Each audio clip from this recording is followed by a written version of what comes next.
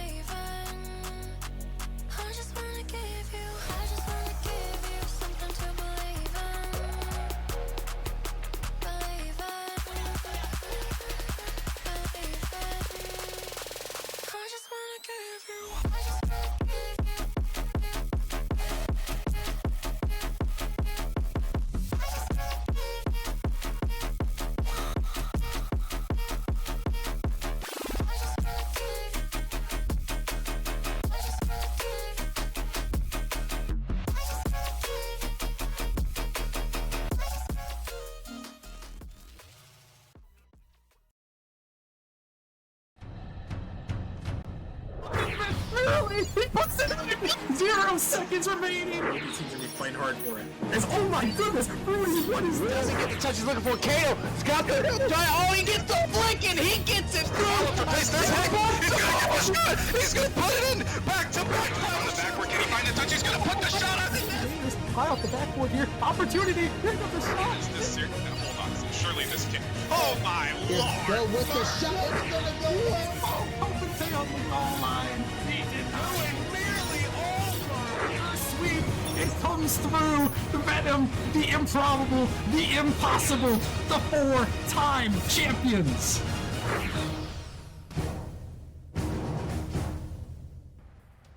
All right, what is going on, everybody? Welcome back to another week of Nemesis League Play action. We have some more divisional bangers on our hands here coming to you guys, kicking things off in the Prospect League with Vipers versus Warhawks. I'm Rockerman, joined by Mr. Mealy. Mealy, how you doing tonight?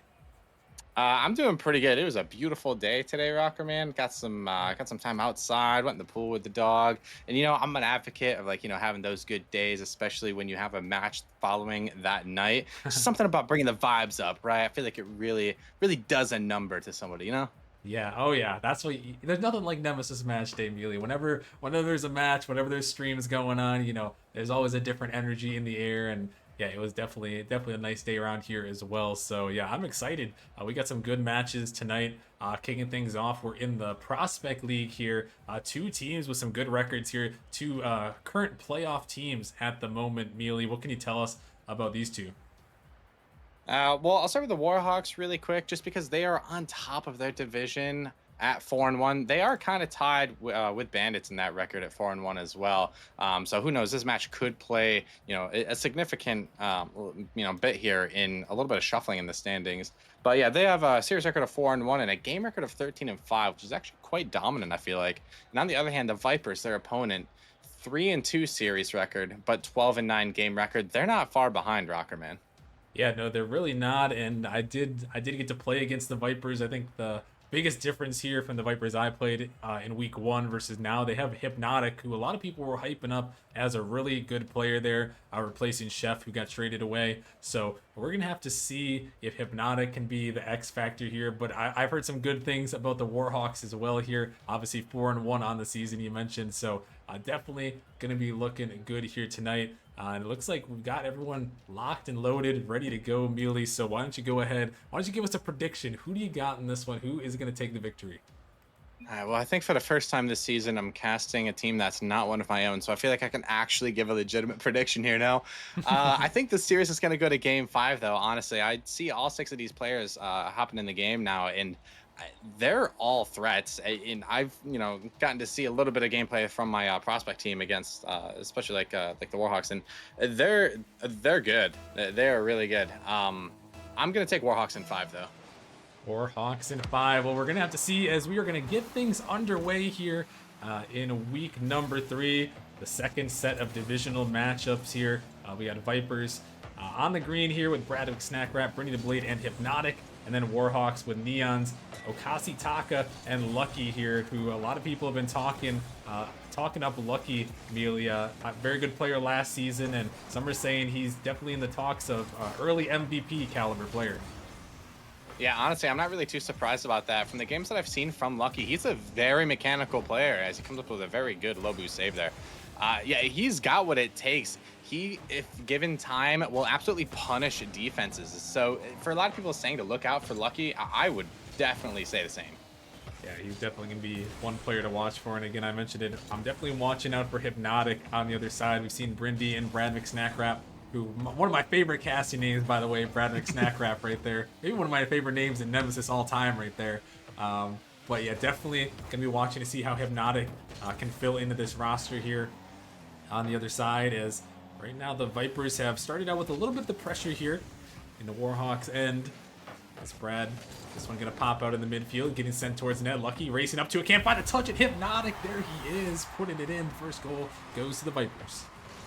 Yeah, that's that player for the Vipers that you were talking about there, Rockerman. Hypnotic with a great double tap, putting the Vipers up 1-0. Yeah, and that's a huge start right there against your divisional rivals. Obviously, these two teams have played a divisional matchup on Monday here, but this one was the one, Mealy, that they're circling on their calendars. Vipers 3-2, Warhawks 4-1. It's an early game, but it could very well decide who is going to take the lead and maybe eventually take this division. Yeah, absolutely. Like I said before, this game could have a lot of stakes to it, as it's two teams that are very good in what seems to be a very good division all around, to be honest. So, I mean, this game could really, have some implications for further down in the season. I guess we'll just have to find out and see. Yeah, we will have to keep our eyes out, as many of you probably are aware. The winner of the division gets an automatic playoff berth, so both these teams know how important these sets of divisional games are. Get the first set this week and one next week, one match next week, and then at the end of the season, last 3 matches are divisional. So both these teams trying to start things out strong right now. It's the Vipers who have the early lead. This one popped up by Brindy. Warhawks gonna keep it around. Brad looking to take control here, looking to send it out. Brad still staying with it, trying to flick it out in the midfield. Lucky gonna find a touch. Follow up coming through. Neon's gonna get it out as Brindy keeping the offense there. A big bump from Hypnotic, gonna open up some space. The demo comes through. Warhawks not looking to go for it, and right now, Mealy, I feel like we're watching a very slow slash controlled game at the moment. Yeah, I was gonna say, it kind of feels like we're in a little bit of a stalemate, as soon as you pass it off Lucky, it's gonna get the equalizer for the Warhawks. Yeah, this one, Neon's throwing it high off the backboard. Brad, no boost to get up to it, and Lucky, that man is quick. Two of the people we are definitely keeping our eyes on, Lucky and Hypnotic, striking in there, Mealy. But yeah, besides that goal right there and the earlier one, it does seem like it's very controlled game at the moment. Yeah, both teams are kind of still feeling each other out, I'm sure. And, we talk about this all the time when we're streaming games. There are some stream nerves, surely. I know a couple of these names I feel like usually play a lot faster, as it seems like every time I'm talking now here, Rockerman, we're seeing more goals. That's just how it goes. It's like a half caster's curse. I don't know what you call that one, but maybe it's the color commentator's curse.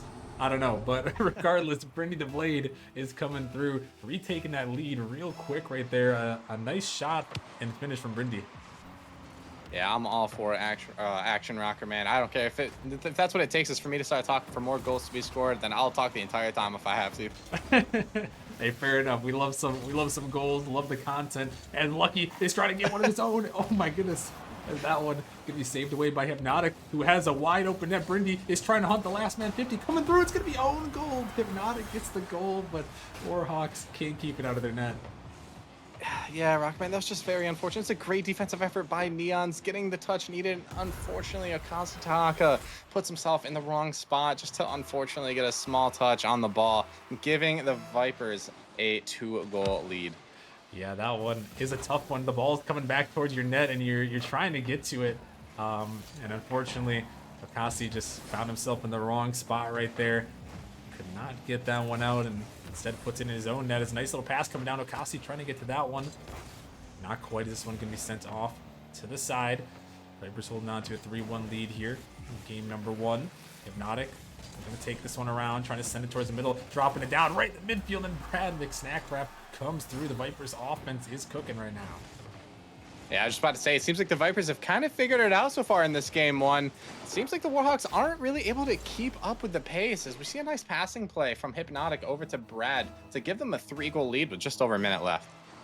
Yeah, they've really found some good passes, some great opportunities here, and given them the early lead here in game 1. But a minute remaining. Warhawks gonna see if they can find something back. This one's sent down in the corner. Okasi finds a touch. Brad off the backboard. Big bump comes through. Hypnotic thought about that one. Gonna back things up there. He's taking this one up high. Gonna push it out. Okasi trying to grab that one. Is this one up in the air? Opportunity, flip reset, going over the top is Brindy, sending it towards the net, but Neons is right there. Brad coming through for the follow off the backboard. Not quite going to go, but this one heading right back in the middle. Okasi forced to make another save there as Neons is trying to clear it away, and merely with 30 seconds remaining, barring a last second miracle, it looks like the Vipers should be able to hold on and take game 1. Yeah, it's not really exactly how this game started out. I mean, if you asked me in the first 2 minutes who was going to win the game, I would have had no idea, as they were just kind of bouncing back and forth. But like I said before, Vipers seem to have found a way to win this game and give themselves a nice lead, a more dominant win, as Akazi Taka is going to, decrease that win or that lead by 2. I mean, technically it's not over though, Rocker Man. Yeah, that one, Lucky didn't quite put it on net, but Okasi right behind, and yeah, technically not over. 6 seconds.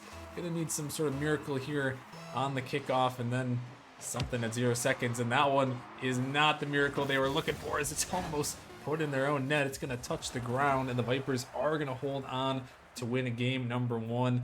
A big game win from them, Amelia, right there, led by Hypnotic, leading the way. Yeah, Hypnotic and Brad, I also want to shout out Brad as well, putting up good numbers all across the board. I mean, Brindy also putting a goal on as well. The entire Vipers roster putting in the work that they needed to come out with that win.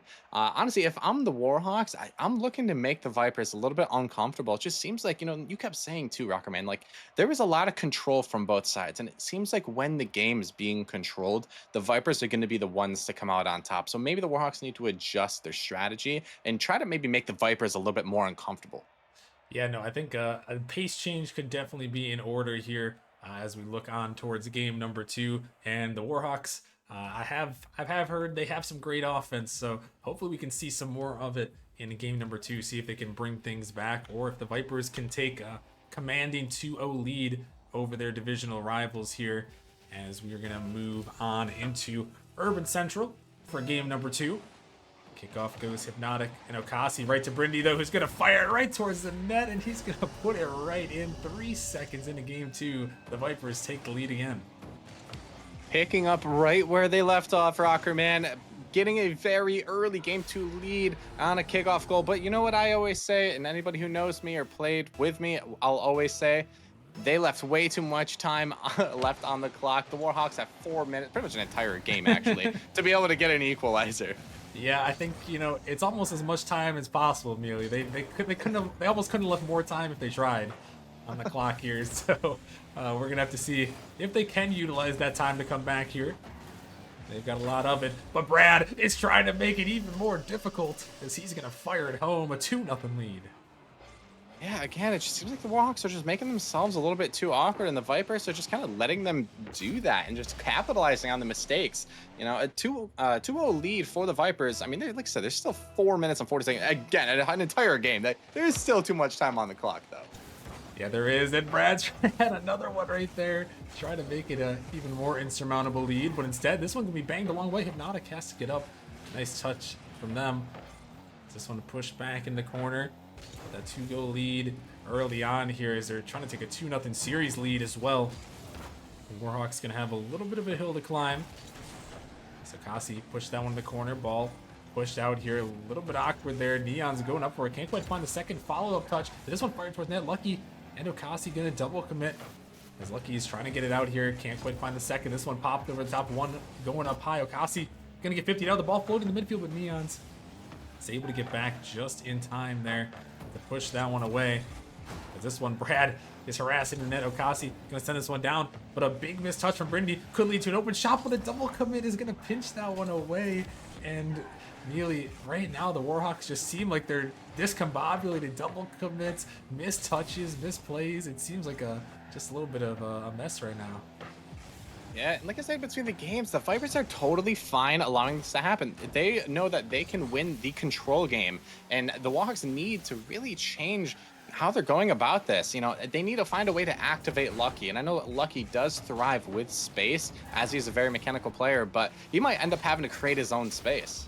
Yeah, he might, and they're going to need some of that space as Brad McSnackrap sends this one in. Hypnotic over the top of two, just double committing, and it looks like there was a demo on the backside as well.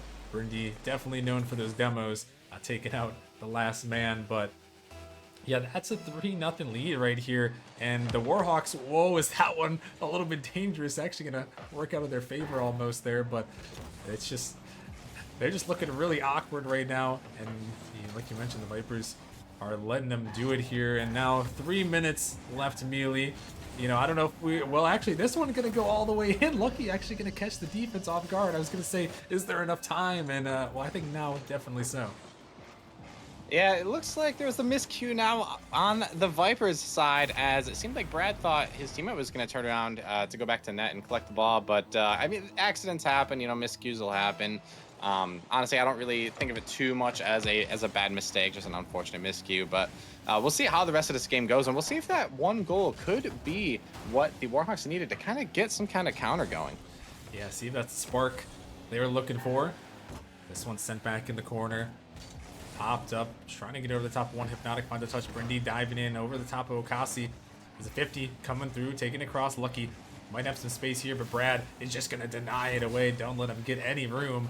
As Hypnotic sends it back in. Okasi gonna find the touch, push to the corner. Hypnotic finds one off the backboard. Out to Okasi, who's sending it down.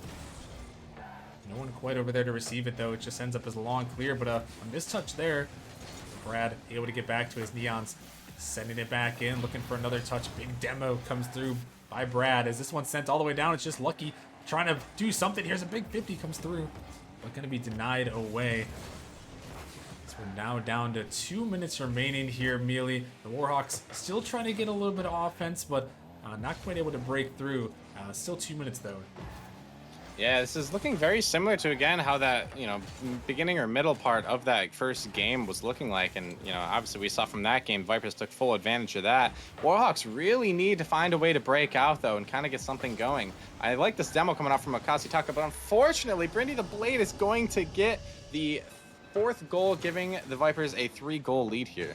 Yeah, and Brindy just pops this one a little lofter, right bar down and in, and right over the top of the defense. And the Vipers are just feeling themselves right now. A 4th goal in this one, a minute 30 remaining, and their offense, it's just catching the Warhawks off guard. I feel like right now, Mealy, just not able to find that defensive stop. Yeah, again, they just seem very uncomfortable. They need to find something to work for them. They're not really creating opportunities for each other. I feel like sometimes they're just watching and they're just hitting the ball and seeing what sticks. And that one's going to stick, Rockerman, as Lucky, again, puts it down to a 2-goal deficit. Yeah, Lucky going to make the quick turn, quick fire, a little bouncer right over the top of Brindy, who can't quite connect with it.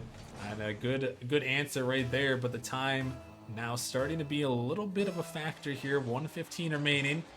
As Lucky is going to dive on this one. Maybe a kickoff play there as Neons. He found the follow. Okasi is coming up looking for the shot there. A bump attempt coming through. Hypnotic dropped it down. Brad is going to race back and help out, but only for a moment here. This one sent off to the side. Lucky throwing this one high off the backboard. Hypnotic trying to get up to it. He is going to win that one. Able to clear it away.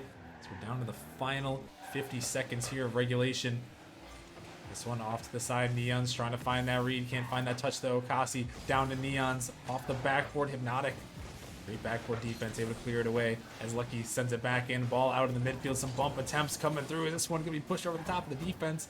Floating back in the zone. That one not quite going to be able to be touched.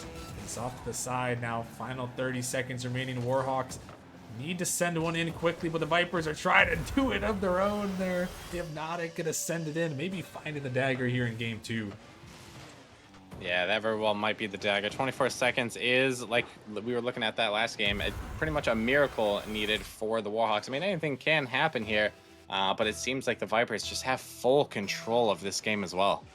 Yeah, they really are just powering home the offense. The Warhawks just a little bit discombobulated, but Neon's trying to get one back. Brindy, great race back by him. Able to push that one away. As this ball popped up, trying to get it down in the midfield, looking to find a dunk. Lucky is going to send it in, finding the hat trick.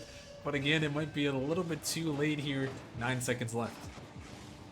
Yeah, it might be a little bit late, Rockerman, but this game they scored 3 goals as of right now. 9 seconds left. Who knows? It could be a 4th, but that's more than they had in that first game. You know, they are progressively getting better throughout these 2 games, and you know, I'm a big fan of possible reverse sweeps, and I think it's possible. You know, the Warhawks just have to stay positive and kind of play their game, and again, like I said before, like find their way. Yeah, they did seem a little bit lost in those first 2 games, just a little bit off at times, especially on the defensive end. They were able to get some more offense, definitely led by Lucky there, who put on quite a show. 3 goals, 3 saves on the board from him. But yeah, the offense just wasn't quite what we were looking for in that, or the defense, excuse me, wasn't quite what we were looking for in that game number 2. Vipers putting up 5 goals, able to take that win. So as we head into game 3 now, Mealy, I mean, what do you need to see out of the Warhawks? I know you mentioned staying positive, believing you can win it here, but what else do you need to see from them in game 3? Well, I'm going to answer this by kind of speaking a little bit about the Vipers, actually. And again, I'm noticing, right, with this scoreboard we're seeing here, that the Vipers played yet again very well as a team, everybody contributing. And what I noticed in the middle of that last game, though, Rockman, is after the Vipers went up a couple goals, they were perfectly content having someone sit back and playing defense. And it seems like that might be why, or one of the reasons, that the Warhawks were able to score a couple of goals. So I think if the Warhawks need or want to win and come up with a potential reverse sweep here, they're going to have to really get on the gas pedal from the beginning. They're going to have to be the ones to score first. Make the Vipers feel a little bit uncomfortable. That's all they need to do. If they make them feel uncomfortable and put them on their back foot, then who knows what could happen. Yeah, no, I would agree with you completely. You got to come out here with the first goal. If you're going to start a reverse sweep, I mean, you have to win this game, so you got to start out with the first goal, in my opinion. You don't want to put yourselves down again. Don't let the Vipers get comfortable. This one out of the midfield, and oh my goodness, they're almost going to do it off the kickoff there. But Brindy, a great race back, but Neon's, he's not done yet. It's dropping down, and Okasi is going to drop it in a picture-perfect start for the Warhawks. I don't know if someone was listening to the stream at all, but to me, this looks like a completely different team, and it's only 9 seconds into the game, but both Neons and Lucky, and actually Okazutaka as well, they were all playing very aggressive there. They wanted that first goal. They went and got it, and again, this could be that momentum shift that they were looking for. Yeah, it definitely could be. You know, I was just reading a little bit from Cozy Boy saying these 2 scrimmed not too long ago, and Warhawks were able to take it. Obviously, scrims, discount them as you will here, but you know, the Warhawks, I feel like they believe that they can win this series, and attacking with that offense early is definitely a step in that direction to try to bring it back here.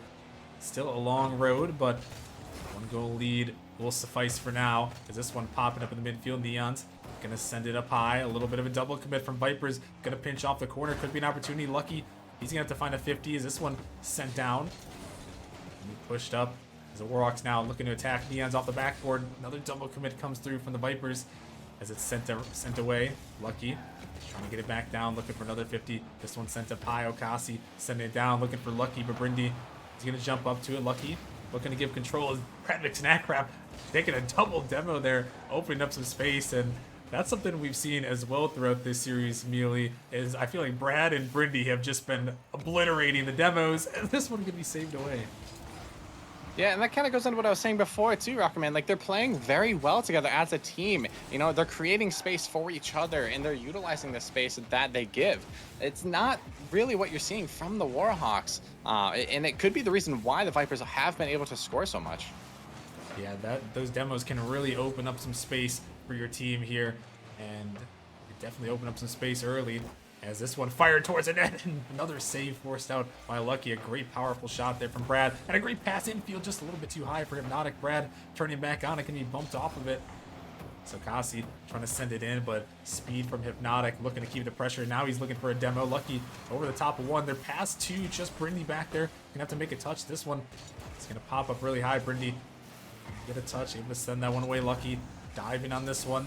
To be sent to by Hypnotic, trying to take it over the top as more demos running down on the pitch. This time it's Neon's opening up a little bit of space for his team here as we're nearing the halfway point right now. Warhawks still holding on to the 1-0 lead, but they have been on defense for a little bit more in this first half.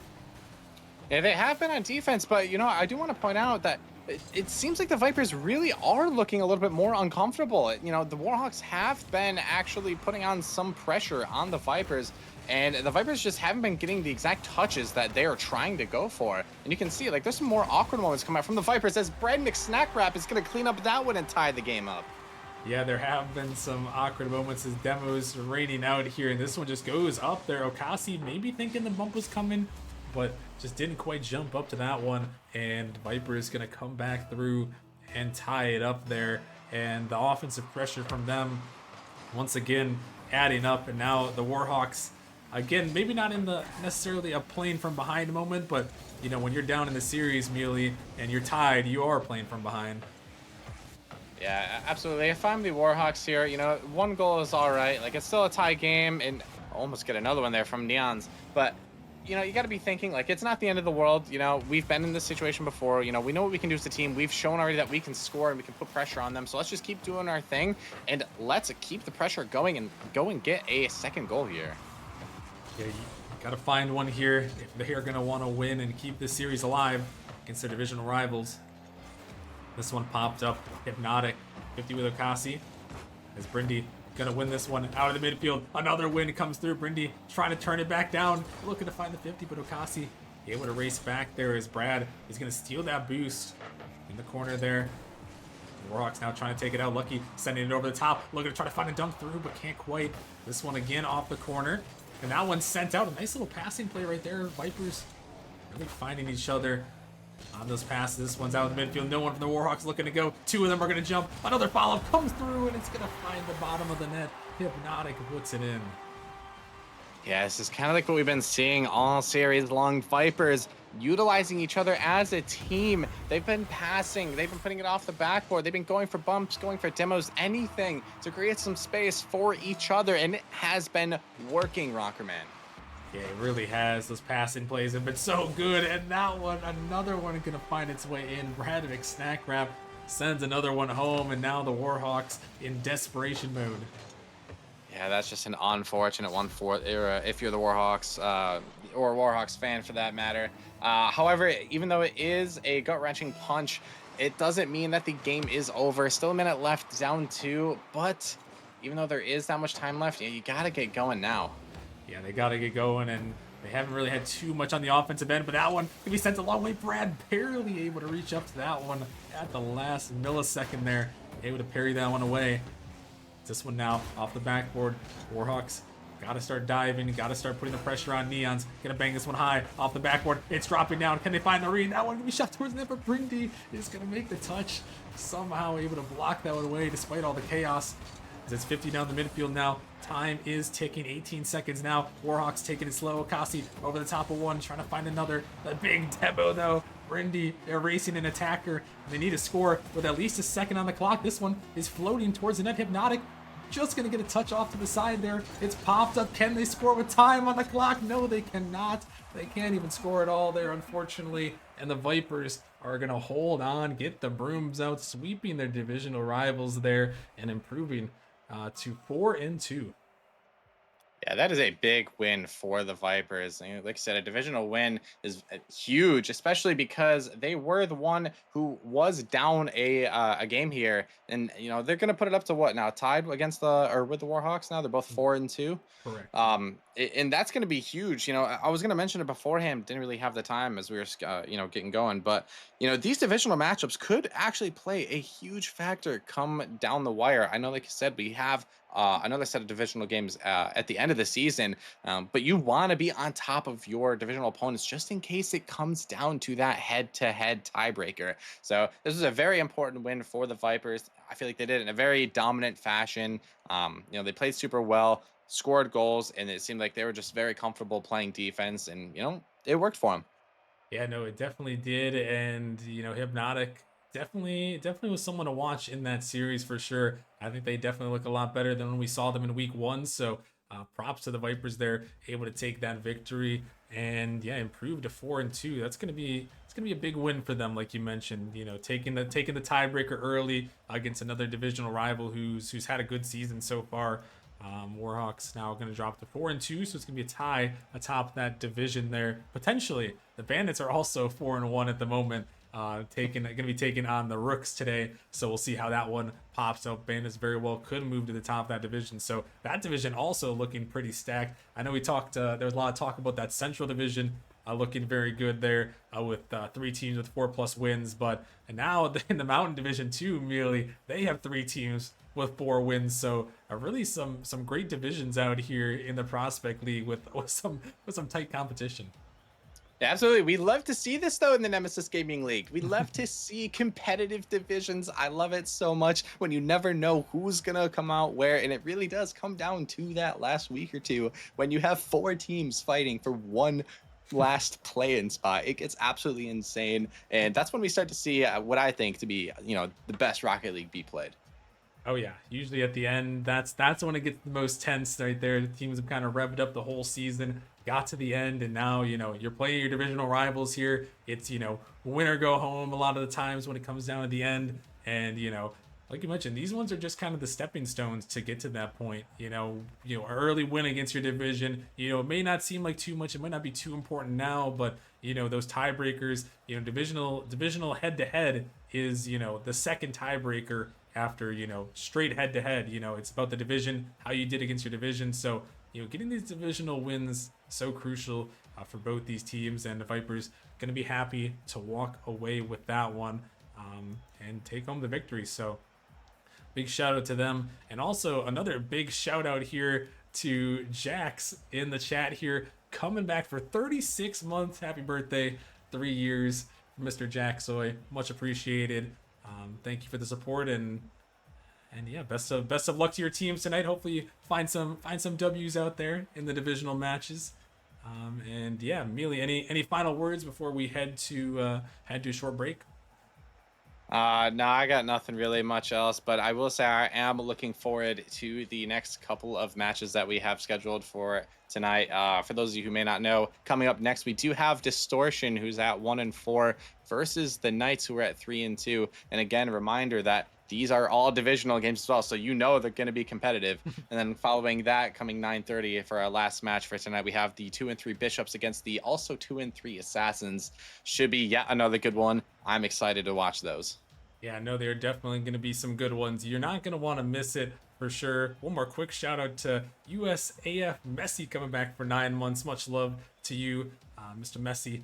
And yeah, I guess with that being said, maybe one more reminder before we head to break. If you guys are enjoying the streams, feel free to support if you're willing and able to. All subs and bit donations here on the stream, and any revenue generated from the streams is going to go back to our commentators and streamers this season. So if you're enjoying, feel free to subscribe, feel free to follow, feel free to keep watching the channel, support our commentators, support our streamers as we continue to grow Nemesis and heading into season 12 and beyond there. And looks like Messi is going to do just that. Thank you for the gifted subs. 5 gifted from Messi. Much love to you, and much love to everyone supporting and hanging out. But yeah, that is going to do it for us for now. We're going to head to a short break, but like Mealy mentioned, when we come back, we got a good one to the rival league. We got Distortion taking on the Knights. You guys don't want to miss it. Stick around.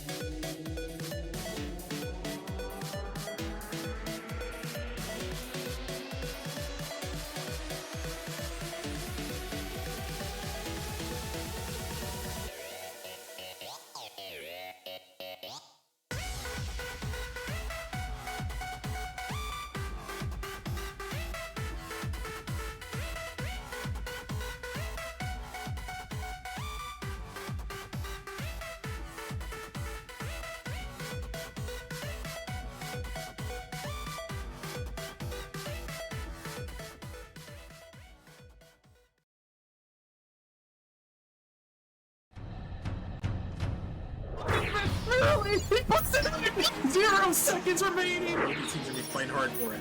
Oh my goodness! Rudy, what is this? Doesn't get the touch he's looking for. Kato, it's got the oh, he gets the flick and he gets it through. He's gonna get the shot. He's gonna put it in. Back to back. Backward. Can he find the touch? He's gonna put the shot on.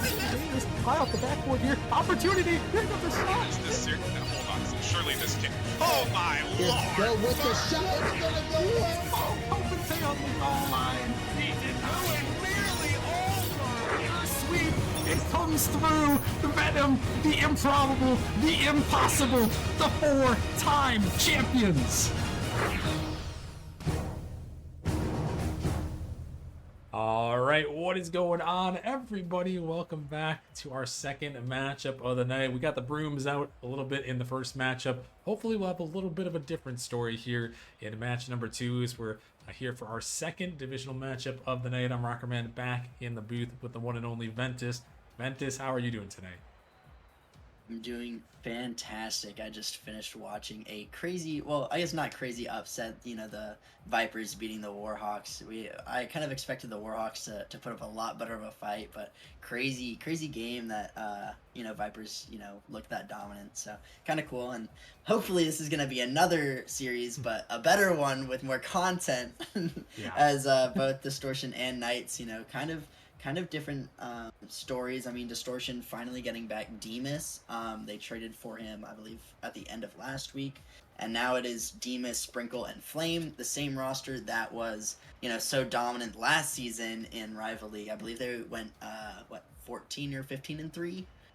14-4? Something like that. 14-4. Crazy record. They're the 1 seed in the Rival League. And so, you know, bringing back those 3 onto the same team is going to be really good. And then watching the Knights, seeing Foam trading for, I believe, Spheri and Light is very interesting. It was a weird decision after I watched the Gravelords, who looked pretty good, you know, with Luma and Spheri and Light playing together. So it was kind of surprising to see that the trade happened where 2 of them left and then joined Foam's team. But it's going to be really interesting to see how those 3 actually play together as well. So should be a really good match. Well, Ventus, I have bad news for you. It doesn't look like we're going to be seeing either of those 2 on the pitch, because looking at the lineups here, it looks like Foam, Riptide, and Stites stubbing up from Challenger. So, unfortunately, we're gonna have to walk back that point. But hey, you never know what could happen. I mean, Stites was a great player last season. Riptide, a very solid Rival League player as well. So, I mean, I guess we're gonna have to see, Ventus. I guess we're gonna have to see what those what these 3 can conjure up. Yeah, I guess so. I did see Stites was traded today to Samurai, so maybe you know, Foam kind of knew that he was gonna need somebody to sub in, and he thought Stites was gonna be a great option in the Challenger League. So maybe could show up some new skills that we weren't expecting. Yeah, I'm gonna correct you a little bit there. I think that was actually Stacked that was traded, not Stites. Stites was the one that actually re-signed. No, don't worry. I've confused those 2 more times than I can count. So I completely get it. I'm always confusing those 2, but they are different people. And we're gonna start out with a Distortion goal. Demas gonna strike first. Yeah, I mean, I'm not, you know, too surprised by Distortion striking first, as the Knights is kind of a configured last-minute team at the moment. A great pass off the corner and just a good finish by Demas. And we're probably going to be talking about Demas a lot tonight, just because he's going to be this bread and butter, this glue that, you know, kind of puts Distortion together, as a pass from Demas to Flame to score and put the score up 2-0. Yeah, nice little pass across, and Flame just going for the bang there, and Stites not quite ready to get up for that one. Challenger League sub trying to fit in here into this Rival League. And, you know, like we mentioned, Ventus, you know, Distortion, they haven't had the best start this season. You know, already 4 losses this season, which we mentioned was tied with the amount of losses they had all of last season. So a big turning point for them here, trying to get a big divisional win, trying to turn things around. Yeah, definitely. And if you're Distortion, you're seeing this Knight squad being, you know, such a mismatched bunch of different people. You're going into this thinking, you know, this is a great place to turn this season around, because, you know, odds are you just added Demas, spirits are high. You know, you're talking about going back to how you were at last season when you were the number 1 seed in Rival, and this is a nice little stepping stone that it's not too difficult of a matchup. But a great flick by Stites over Sprinkle, who had 0 boost, is actually going to put them back within 1. Yeah, and Stites just taking it there, flicking with the back of his car. Sprinkle just not quite ready for that one, able to send it in, and the Knights gonna get a goal on the board here. And Yeah, Stites definitely not going to be too much of a slouch here, I would assume. You know, one of the players from last season able to make it to the maybe the grand finals there in Challenger League. Couldn't quite win it though. As a nice little passive play coming down, Sprinkle trying to fire it in, goes off the post there. A big opportunity. This one's still floating, but going to be denied away there. That one was a great opportunity for Distortion, but not quite able to put it in. But really, Ventus, they are finding each other early. Yeah, and it seems like they have not, lost any chemistry with each other. Maybe they've been playing together, just not on the same team at the start of the season, and so now it's just all meshing, and they haven't missed a beat because the passing plays have been on point. They've been finding each other, another pass option there, and we're just seeing a lot of good passing plays out of Distortion, but it looks like Knight's kind of catching the rotations out of Distortion. Maybe Flame pushed up a little bit too far, expecting Sprinkle to get a better touch on that ball. Riptide gonna put one in the back of the net to actually tie up the score 2-2. Yeah, Riptide able to send that one in, and yeah, the Knights able to battle back here. It looked like at the very beginning, at least, that we could have been in for a long series, but now the Knights able to battle back here, get 2 goals, able to tie things up. There's this one now in the corner, D-Miss able to send it out the midfield. Flame trying to get to it, but not quite gonna go on target. As Riptide able to send it down, and Riptide also assumedly the sub here on this team here as the lowest MMR player, so he's got some shoes to fill. As this one, we popped out the midfield, Foam trying to get back, it's just gonna find its way in. Flame, it looks like he found a big 50 right there. Yeah, great 50 against Stites, and reading it off the crossbar. And Riptide 0 boost, kind of has to play just the block touch, and Flame doing a great job of just taking it nice and slow, putting it around the last defender. And that's a second time where I think Flame has scored on Riptide as the last defender. So, maybe Flame's in Riptide's head so far in this series, but hopefully Riptide able to lock it down more on defense and stop those goals from happening.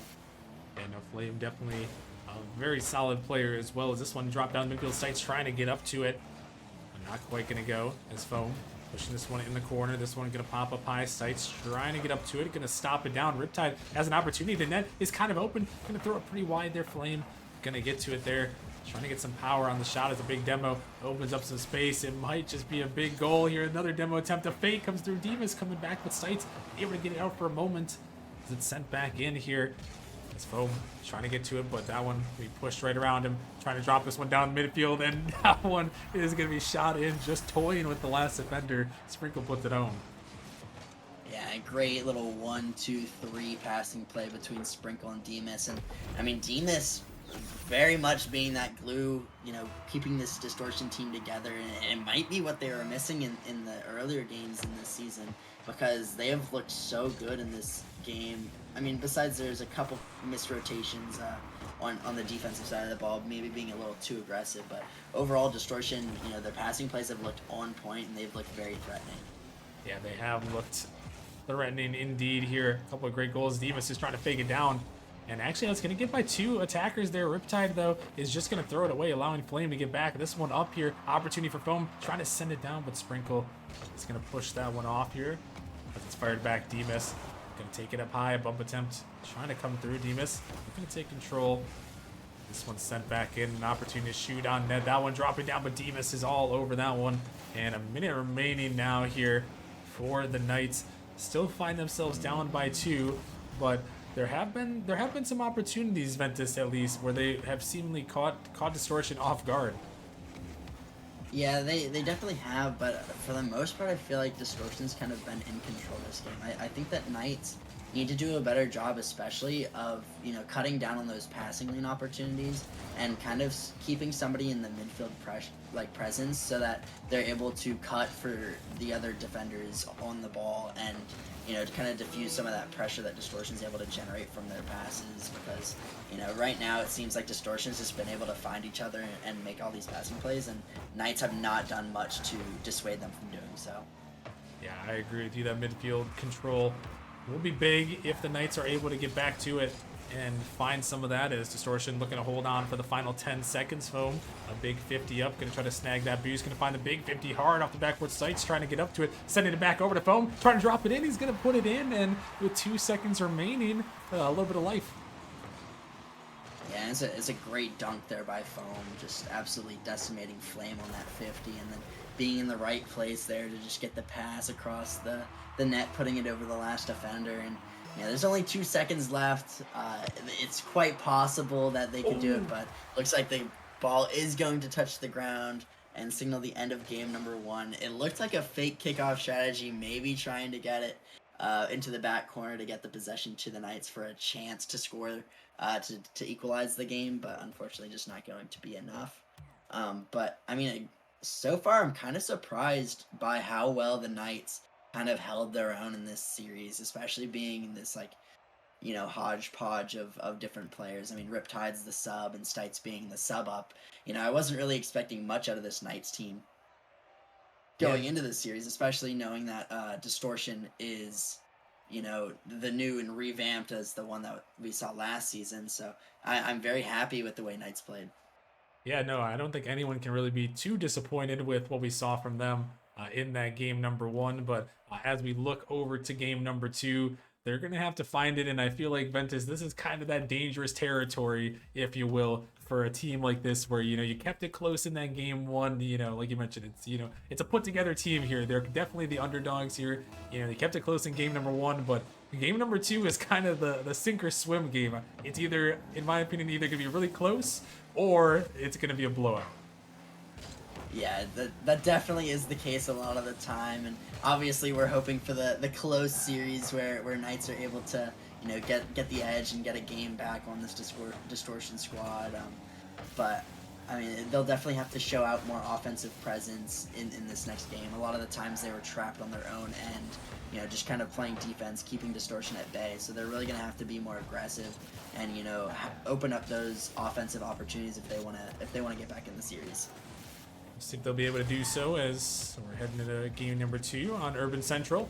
Home looking to find a big 50 there, trying to find another. Riptide is up, going to be bumped off the ball, but that one touches through to the corner. Sprinkle looking to grab that one. It's floating off the backboard. A good touch from Flame. Able to keep control out in the corner as he sends it down. This one pushed high off the backboard. Riptide, this one is up at the opportunity, but not quite going to find the follow for the Knights. His Foam going to take it by 1. Going to find a demo on 2. Riptide floating. Gonna find a big pop up here, send it down. Not a lot of boost to work with, just gonna fake it out here, trying to push it to the middle. Here comes Stites with an opportunity, but not quite gonna go. Is this one gonna get around 2? Distortion members gonna get around 3. Is that one? Oh my goodness, it's gonna ring off the post. It was almost pitched down and in, as the opportunities right now, Ventus, are coming through for the Knights. Yeah, and they've held the midfield a lot better so far in this game. They've been constantly picking up the loose balls, and as I say that, another loose ball gonna be an open net for Foam. Foam gonna put that one away and actually give the Knights a 1-0 lead in game number 2. Oh, and Stites with a double demo on the back end, gonna clear the space open, and Foam puts it in, and all of a sudden these hodgepodge Knights here gonna take the lead, Ventus. And like you mentioned, they had the pressure there early on here in that midfield, as Distortion again a little bit awkward right there, as this one a pass over opportunity but just can't quite connect. But regardless, still the offense on the Knights, you talked about it, you wanted to see it, and they've kind of given us it. Yeah, definitely. And I mean, this Knights squad is either going to sink or swim from Stites, because Stites, being that Challenger League player, he's got to step up his game. He's got to be, able to contest these rival league players in speed and skill and technical ability on the ball. And if he starts to waver and he starts to slow down and kind of make more mistakes, then this Distortion squad is definitely going to capitalize on those, and he's definitely going to be the player to look out for the rest of the series. Yeah, and we saw him stepped up big in that first goal right there. Able to clear out 2 defenders on the back end. And right now, that's the difference here in game number 1. Foam going to capitalize on it. This one sent up big. Flame going to push it back to the corner. Foam going to make the touch, trying to send it out. Sprinkle throwing this one towards the net. Stites going to take control as a demo attempt coming through Foam. He's going to push it off to the side. Sprinkle going to leave this one for Demas. A little bit awkward ball, and it looks like it's a Rule 1 in the corner with Stites in the corner there, but this, so a momentary advantage, and Riptide is actually going to demo that one to get it out of the way. Maybe not wanting to take the 2v2, but I feel like if you got the Challenger playing the 2v2, if you're the Knights here, you try to take that one. Yeah, definitely. I'm kind of surprised by the decision from Knights. Maybe they're just more comfortable playing threes, or I'm kind of surprised because they took out, I believe Flame Intruder was the person in the role 1, and he's one of the better players, I'd say, on Distortion. I think him and Demas, as being those high sals, are, kind of the backbone of this team. And so taking one of those two players out of the equation for your Challenger League sub-up, I am very surprised at that decision. Yeah, that was a little bit questionable, but I mean, maybe just wanting to hold here, knowing they've got the 1-0 lead, maybe feeling better, in a low-scoring game when you got 3 people to try to hold, but that one's going to ring off the post, not quite going to go in. Stites, put it in reverse. He's able to get back to that one, but yeah, I guess that's the only thing I can really think of, is feeling that you can keep a much low-scoring affair in threes when you have multiple defenders that can get back to net here. So Knights gonna look to hold here in the final 50 seconds. Stites taking over the top. This one locked up by Flame. Foam trying to drop in. Riptide gonna connect. He's bumped off a little bit, but gonna find a massive 50. This one heading down to the corner. Flame. Nice control by him, but couldn't quite find the foul. This one off the corner, over the top of Foam. Riptide maybe caught out. Is that one just gonna go in? It is. Sprinkle, and they're gonna catch him off guard. Ventus, only 30 seconds remaining, but caught out. And it might be the karma from breaking the rule 1 there, as Riptide was the one that seems to get scored on as catching him out of rotation. Maybe he expected Flame to get a touch on that ball and maybe put it backboard or put it off target. And, maybe a misflip there as well from him. But, it's going to even up the scoring, and you got to think maybe that scoring would be different. Almost a goal a great save from Riptide. Maybe the scoring is different if it's a 2v2, and maybe Knights keep the lead or even go up one in a 2v2. But, they obviously were comfortable with their decision. Air dribble comes out by Flame, going to put that one away. But, I mean, definitely backfires for the Knights.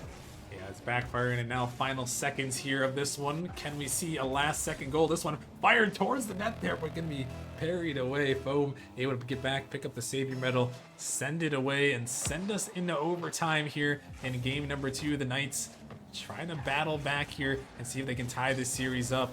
As this one sent down in the corner, looking for the redirect, it's going to go off. The follow-up attempt right here. Oh no, it's going to go off the post. That one was an open net for Foam, but he couldn't finish it off, Ventus, and that one, he is going to want that one back.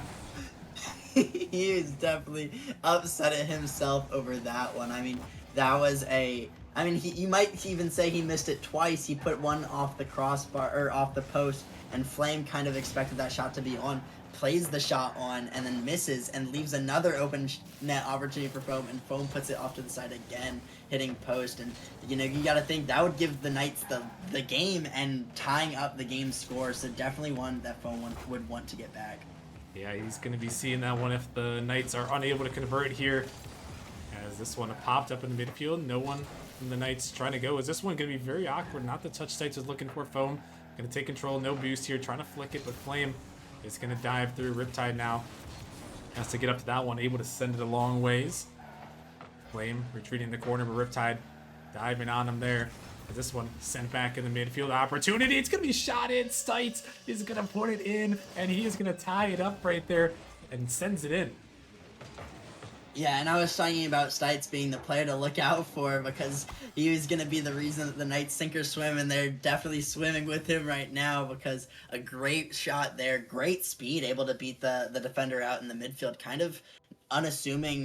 He was kind of just waiting to catch that ball in their own, third, because he wasn't expecting anybody to be there ready for a shot, and Stites was there, and he was going to drill the back of the net, and kind of makes up for that mistake from Foam where he wasn't able to get that open net. And obviously all is well that ends well. Not going to be harped too much for that one if you're Foam, because you still won the game in the end, and nothing happens. They're still 1-1, but a lot scarier of a game than it would have been if you just put that one away.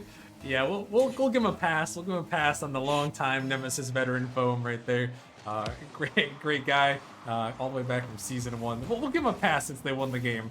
We'll give credit to Stites for putting that one in the bottom of the net and tying the series up. So now we're into game number 3 here, and things have just gotten, Ventus, I feel like things have just gotten very, very interesting now with the Knights being able to take that last game. Yeah, and if you're Distortion, you're kind of thinking, man, we thought we were gonna be, you know, one of the best teams in Rival. We were last season, but now we're sitting here losing to players that, you know, have not played together at all. You know, maybe their confidence is a little shaken. Maybe they aren't gonna be, you know, as aggressive because they're gonna be timid from not being able to, you know, take a sweep here. And maybe the mental starts to affect Distortion. They start making more mistakes because they shouldn't be losing to a makeshift team. Yeah, it's definitely something to keep our eyes on here, and it's definitely gonna be creeping in the back of the minds of Distortion, without a doubt here, as we're keeping things around here. This one pushing down to the midfield, looking for an opportunity. Flame over the top, on top of the defender, putting it in. Yeah, and it was a good play, just a good pop over Foam and a beat on the other two. Just not expecting the air dribble touch. Maybe they were expecting a pass out to Demas, who was waiting in the midfield, but Flame electing to take it for himself, seeing the defense in an awkward spot. Two members on the backboard not wanting to commit toward that ball, and gonna, you know, end up opening the scoring for Distortion. You know, just as I was talking about their confidence may be wavering, Flame gonna help put the confidence back in the favor of Distortion and kind of, you know, quell their woes, some might say. Yeah, they're definitely gonna be feeling a little bit better after that one, as they find themselves now in the lead here, trying to take this game number 3 here. Winner gonna put themselves on match point.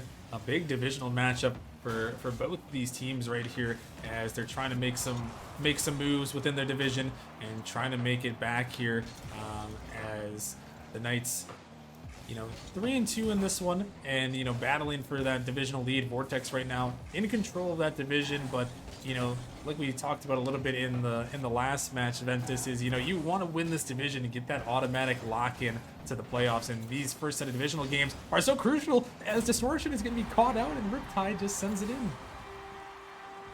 An absolute interesting overcommit in the corner with Demas, as he kind of hit it out in the corner, maybe trying to have it be a pass, but Flame looking for bumps and Sprinkle rotating all the way back to their back corner to leave so much space open. Riptide just gonna find the open net, you know, in the missed rotation. It seems like a little bit early of a challenge for Demas. Maybe he should have waited in the midfield and, you know, waited for the play to develop rather than rushing into a challenge in the corner. But a great shot there, saved away by Foam.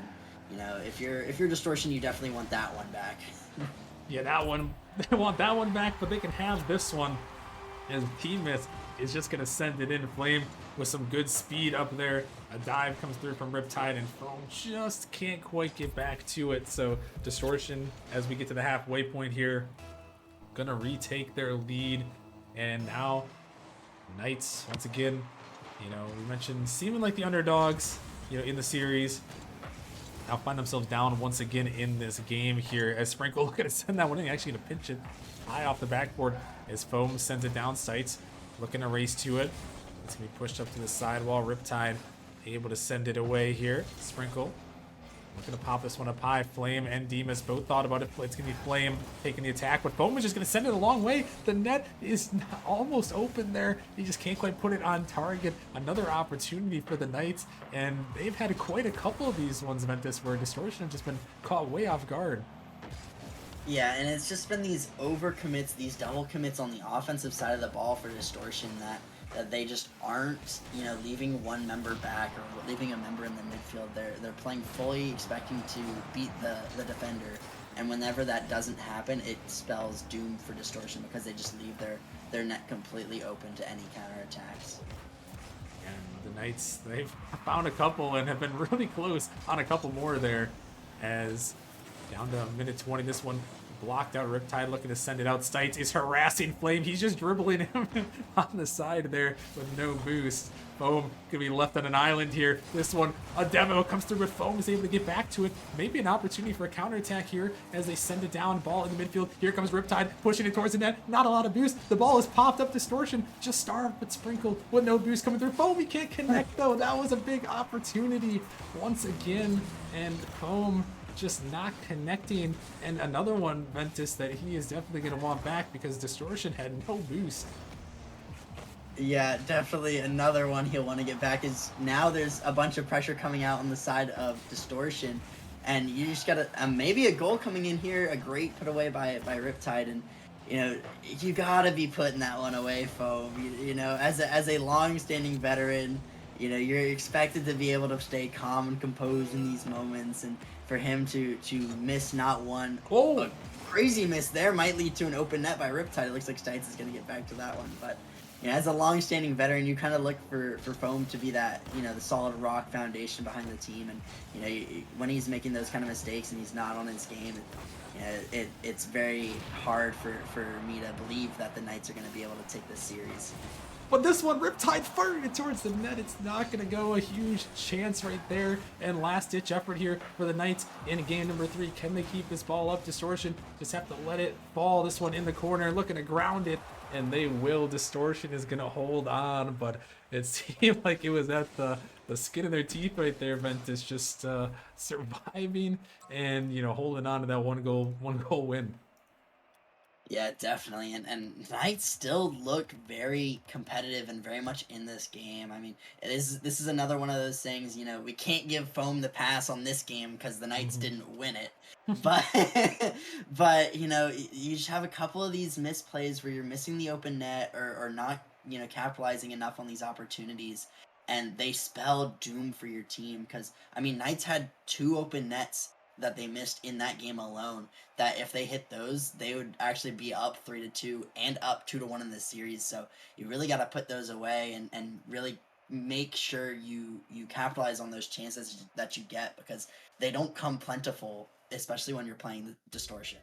Yeah, no, and you know, like you mentioned, when you're the underdogs here, you know, playing with some subs here, not your normal lineup, you know, you gotta capitalize on every opportunity you get because, like you mentioned, you're not gonna get a lot of them here. And now it's up to the Knights here on Forbidden Temple to see if they can make some chaos, see if they can force a game number 5 against the divisional rivals. But Distortion gonna be looking to slam the door here. This one out of the midfield, gonna be blocked out by Riptide. Flame gonna take some control here. Stites on the 50 ball, gonna come across Foam, looking to take control, gonna go underneath that one. Is that one almost worked out as a fake there, but Flame is gonna take control, trying to just fire it at the net. Foam gonna find a big demo as Riptide gonna leave it for Foam. He's gonna get it by 1. Foam looking to try to take it by 2. The ball goes high up off the corner. Opportunity. Stites is up, but he can't connect on that one.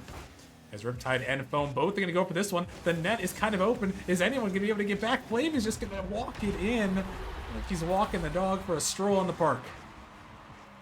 And that is absolutely devastating for the Knights. You know, it's one thing to have double commits happen, but it's another when the double commit directly leads to a goal for the opposition. And you know, maybe there's a miscommunication between Riptide and Foam, because Foam having no boost, trying to cut, make Riptide's life easier, but you know, Riptide obviously seeing that he can make a challenge. But and you know, it's that miscommunication that you see a lot when teams have not played much together, and it's maybe a goal coming up by Foam. It's gonna be crossbar. It's almost in. Foam gonna find the last touch.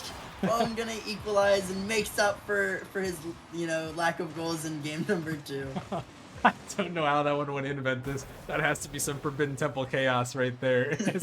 As it flies across the field, bounces off the crossbar, a couple misses, and then Foam just jumps up, flips into it, sends it in, and my goodness, now we're tied at 1 apiece here. So the Knights not quite out of it yet, despite giving up that early double commit goal.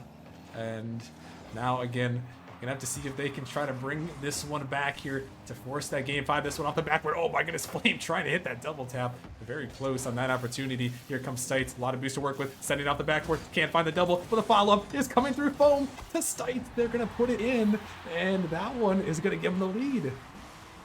Yeah, and honestly, I don't even know what's happening right now. There's so much chaos going on. You know, I mean, Forbidden Temple is known for crazy things to happen and chaos to ensue, and that's definitely happening. Foam kind of missing that shot. Luckily, Stites was able to be there in the play still and put that one home. And you know, it's definitely a necessary goal for the Knights, especially to take the lead and give them some confidence to potentially force a game number 5. I mean, the confidence has got to be there now as they have the lead and they really just have to hold on. Maybe they can find one more to add to it, but, you know, the underdogs putting the pressure on here in this one. It's the ball rolling in the corner here. Going to be shot towards the net. Flame is going to have to make the save. He does able to send it off to the side. This one again popped up. Sprinkle. Gonna send it off to the side there. Riptide. Gonna look for a little bit of a block. A little bit of a double commit comes through. Distortion. Awkward there. Stites is gonna get it through. Can he get it by the last one? He does. Where's the follow? No one from Knights quite ready for that one. I mean, that was a great play there by Stites, but no one Ventus was able to help him on the back end. Yeah, I mean, to be fair, in the defense of the Knights, you can't. What is going on? You can't really expect a lot of these plays to be happening right now. It seems both of these teams kind of succumbing to the nerves right now. A lot of misses and a lot of missed touches coming out, double commits all over the place. And you know, if you're on the side of Knights, it's really hard to read that. So especially when they're up in the game, I'd opt to just being safe and opt to just let the play, transpire instead of trying to force being aggressive and try to score another one. Just hold the lead that you have.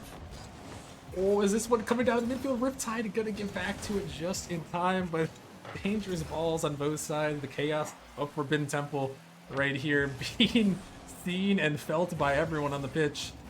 As this one gonna be pushed up high now, a minute 45. The Knights trying to send us to a fifth and final game. As this one pushed up high again, Foam gonna find the block, the ball floating out in the midfield. Another dangerous ball. Flame is gonna jump, beat it over the top of one. It's just Foam back there. Gonna make a touch though. Able to find the clear, putting Distortion on the back, but Sprinkle just gonna take it back to his corner there. Gonna secure the boost. Distortion, a lot of it to work with. The Sprinkle in the midfield. That one being pushed by a defender. Follow-up attempt is gonna go through. Sprinkle slides it under the defense, and they are gonna tie things up. Yeah, that's a great little 1-2 there.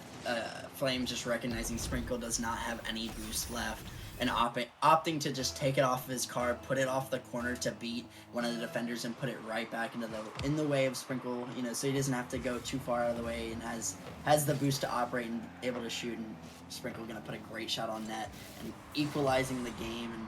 And that's not a great sign for Knights, as you do not want Distortion to get rolling and get comfortable.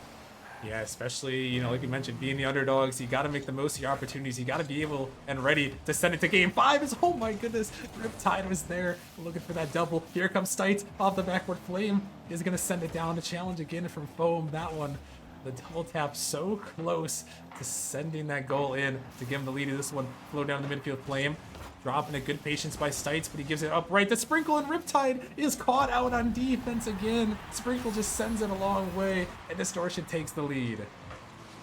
Man, another just over commit from Riptide, expecting a better play or a better touch to come out from Stites. But Stites kind of getting a missed touch there. Sprinkle able to capitalize it and get a lot of power generated that is just unexpected to Riptide, and it's going to find the back of the net. And that's absolutely disastrous once again for the side of Knights, because you cannot be letting goals up, especially to give the lead to the other team with less than 30 seconds left. Is a shot saved by Sprinkle on the Knights net is gonna actually keep Distortion only at 1 goal, as they were almost able to score and go up 4-2. Yeah, this one a dive coming through. Final 10 seconds here for the Knights. They're gonna have to pull some sort of miracle. The ball off the backboard. Foam can't get it. It's gonna ring off the post though. That one is looking like the dagger. As this one into the corner, it's gonna touch the ground, and somehow, some way, Ventus Distortion are gonna find their way to a win. Yeah, it was. I'm gonna say this. It was not a pretty win for Distortion. You're going up against a Knight squad who is having a sub and a challengers, play in the rival league. You're double committing a lot over the place. It was not a very clean game. They do get the series win, but it makes me wonder if Knights with their full roster would be able to take the series off Distortion. And based off the way that Distortion played, I think that might be the case. And so even though Distortion do get a much needed win, it isn't very confidence inducing in the side of, as a spectator watching, if you're thinking that Distortion might be, turning their season around. You do not want to see them scraping out a win against a team that is just a thrown together, rival team with a challenger player. That's not what you want to see. You want Distortion to come out, be confident, show that they be winning 3-0 or 3-1 or 4-1 and being very in control of the series, and it did not look that way. So You know, I give props to Knights because they were able to force Distortion to look that way, but also Distortion needs to clean it up. Yeah, no, I'll agree with you completely there, Ventus. You know, it just didn't seem like they were on point today, and yeah, like you mentioned, I'm not too convinced about the Distortion comeback quite yet, but obviously, hey, a division win is a division win, so I'm sure they're glad to take that one over the Knights and bring things back a little bit because the season is still young. You still have some more divisional match or one more divisional match next week before we head into the non-conference. So able to get a solid win here. If they can scrape together another one on Monday, there, they can put themselves back in a good spot. I mean, 3-4, definitely doable right there. So we'll give them credit there on taking the win over the Knights. 3-1 victory for them. So congratulations on that one. But that is just about to do it for us here, as we're going to be heading shortly to the next matchup here. We are going to have Assassins taking on the Bishops here. Ventus, it's going to be another interesting ones. The Assassins, they got Squirrel, and I heard Zanzibar is going to be on the pitch there for the Assassins. There are no courses tonight, so things are going to be interesting down there in the Challenger League. I don't know if you have any ideas about what might happen in that one.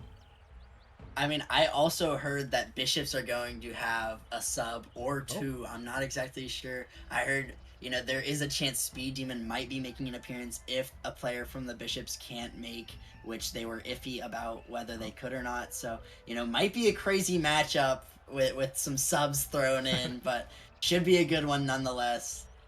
Yeah, I'm excited to see that one. That one will be coming up in just a few minutes, so make sure you guys stick around. Get some drink, grab some food. I'll be back in a little bit. Gallium and Dronus will be up in the booth here, giving you guys some Challenger League action, so make sure you guys stick around, and we'll see you guys in a few.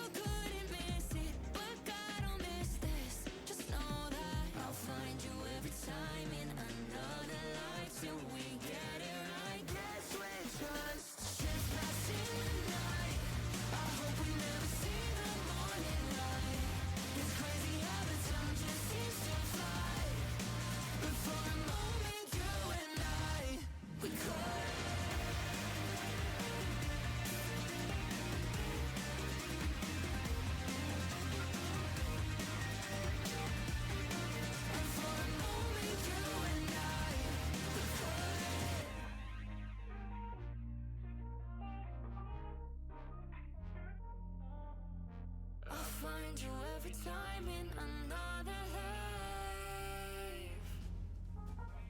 I find you every time in another life. In another life. Ships pass in the night. I hope we never see the morning light. It's crazy how the time just seems to fly. But for a moment, you and I, we could. Ships pass in the night. Chasing time like butterflies, and for a moment you and I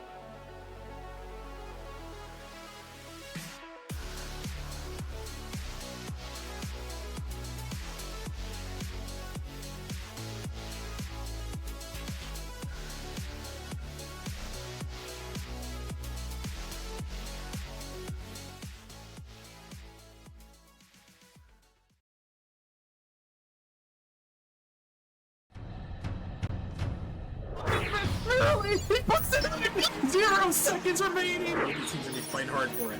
Oh my goodness! Rudy, what is this? Doesn't get the touch he's looking for. Kato, Scott, oh, he gets the flick and he gets it through. He's gonna give a shot. He's gonna put it in. Back to back. On the backward. Can he find the touch? He's gonna put the shot on the net. High off the backboard here. Opportunity. Here comes the shot. Is this serious? No, hold on. Surely this can. Oh my lord. Go with the shot. It's gonna go in. Oh, compensate on the goal line. He did not win nearly all. Sweep. It comes through. The Venom, the improbable, the impossible, the 4-time champions.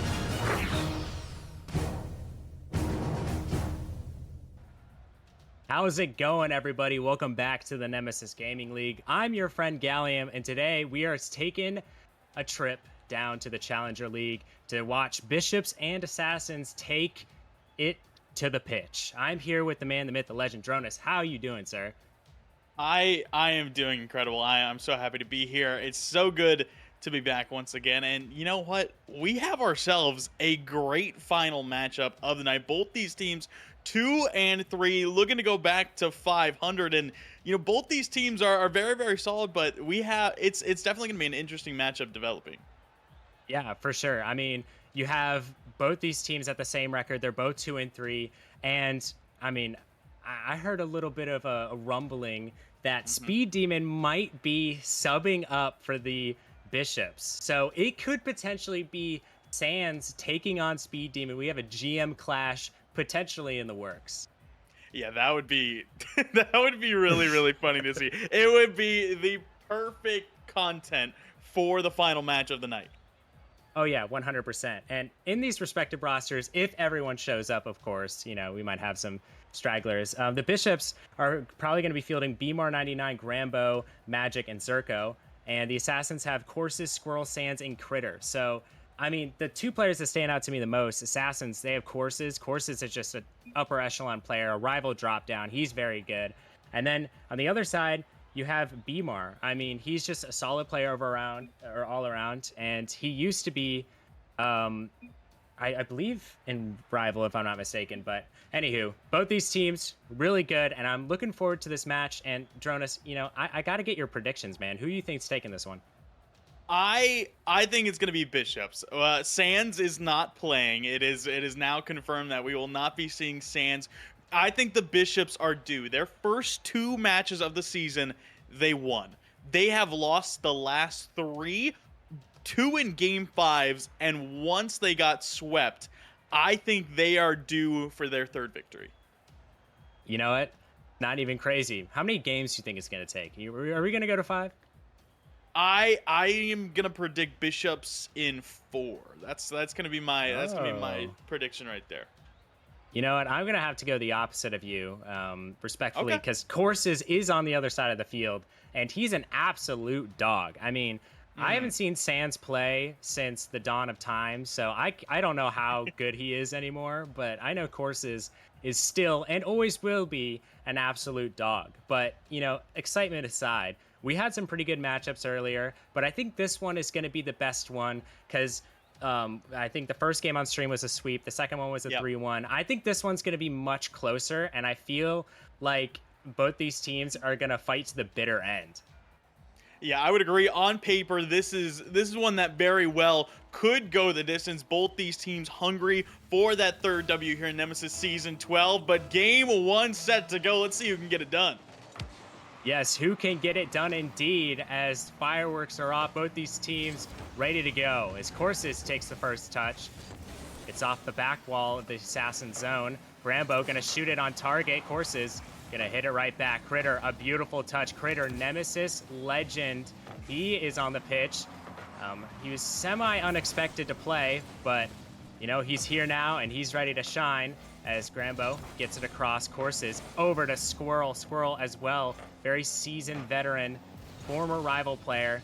So both these teams have a lot of talent, a lot of firepower, and we're seeing it early as ZRC is going to put it in the back of the net. Yeah, Courses, a bit of an awkward flip there, trying to get Tess. A miss there from Squirrel, and just those couple defensive mistakes in a row. I mean, punished by a bar down shot from Xerxes. I mean, that is just a beauty.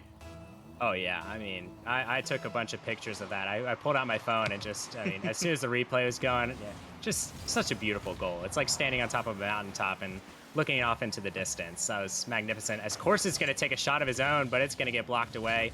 And Bishops finding a goal early. That's going to be massive for them against this Assassin's squad. You predicted them winning, and so far they're looking like the better team as Courses takes a shot off the backboard. Another shot coming out from Squirrel, and they're denied. Assassins trying to find any way they can get past this Bishop's defense, and they almost did. Courses off the post, and the fourth defender strikes again here, Drones. And maybe a good counter chance. Ultimately, we are seeing kind of both these teams still seeming to find their rhythm here a little bit. Gallium, it still seems to be a little bit awkward in these first 90 seconds, but I would expect as this series goes on for both these teams to look a lot sharper. Yeah, exactly. I mean, stream nerves are a thing for a reason. I mean, you never know how many of these players have like warmed up, or if they've just, you know, took a trip to McDonald's and just got back. You know, it could be either or, as we have Courses gonna let Squirrel take it. And now Bmar passing it down to Grambo.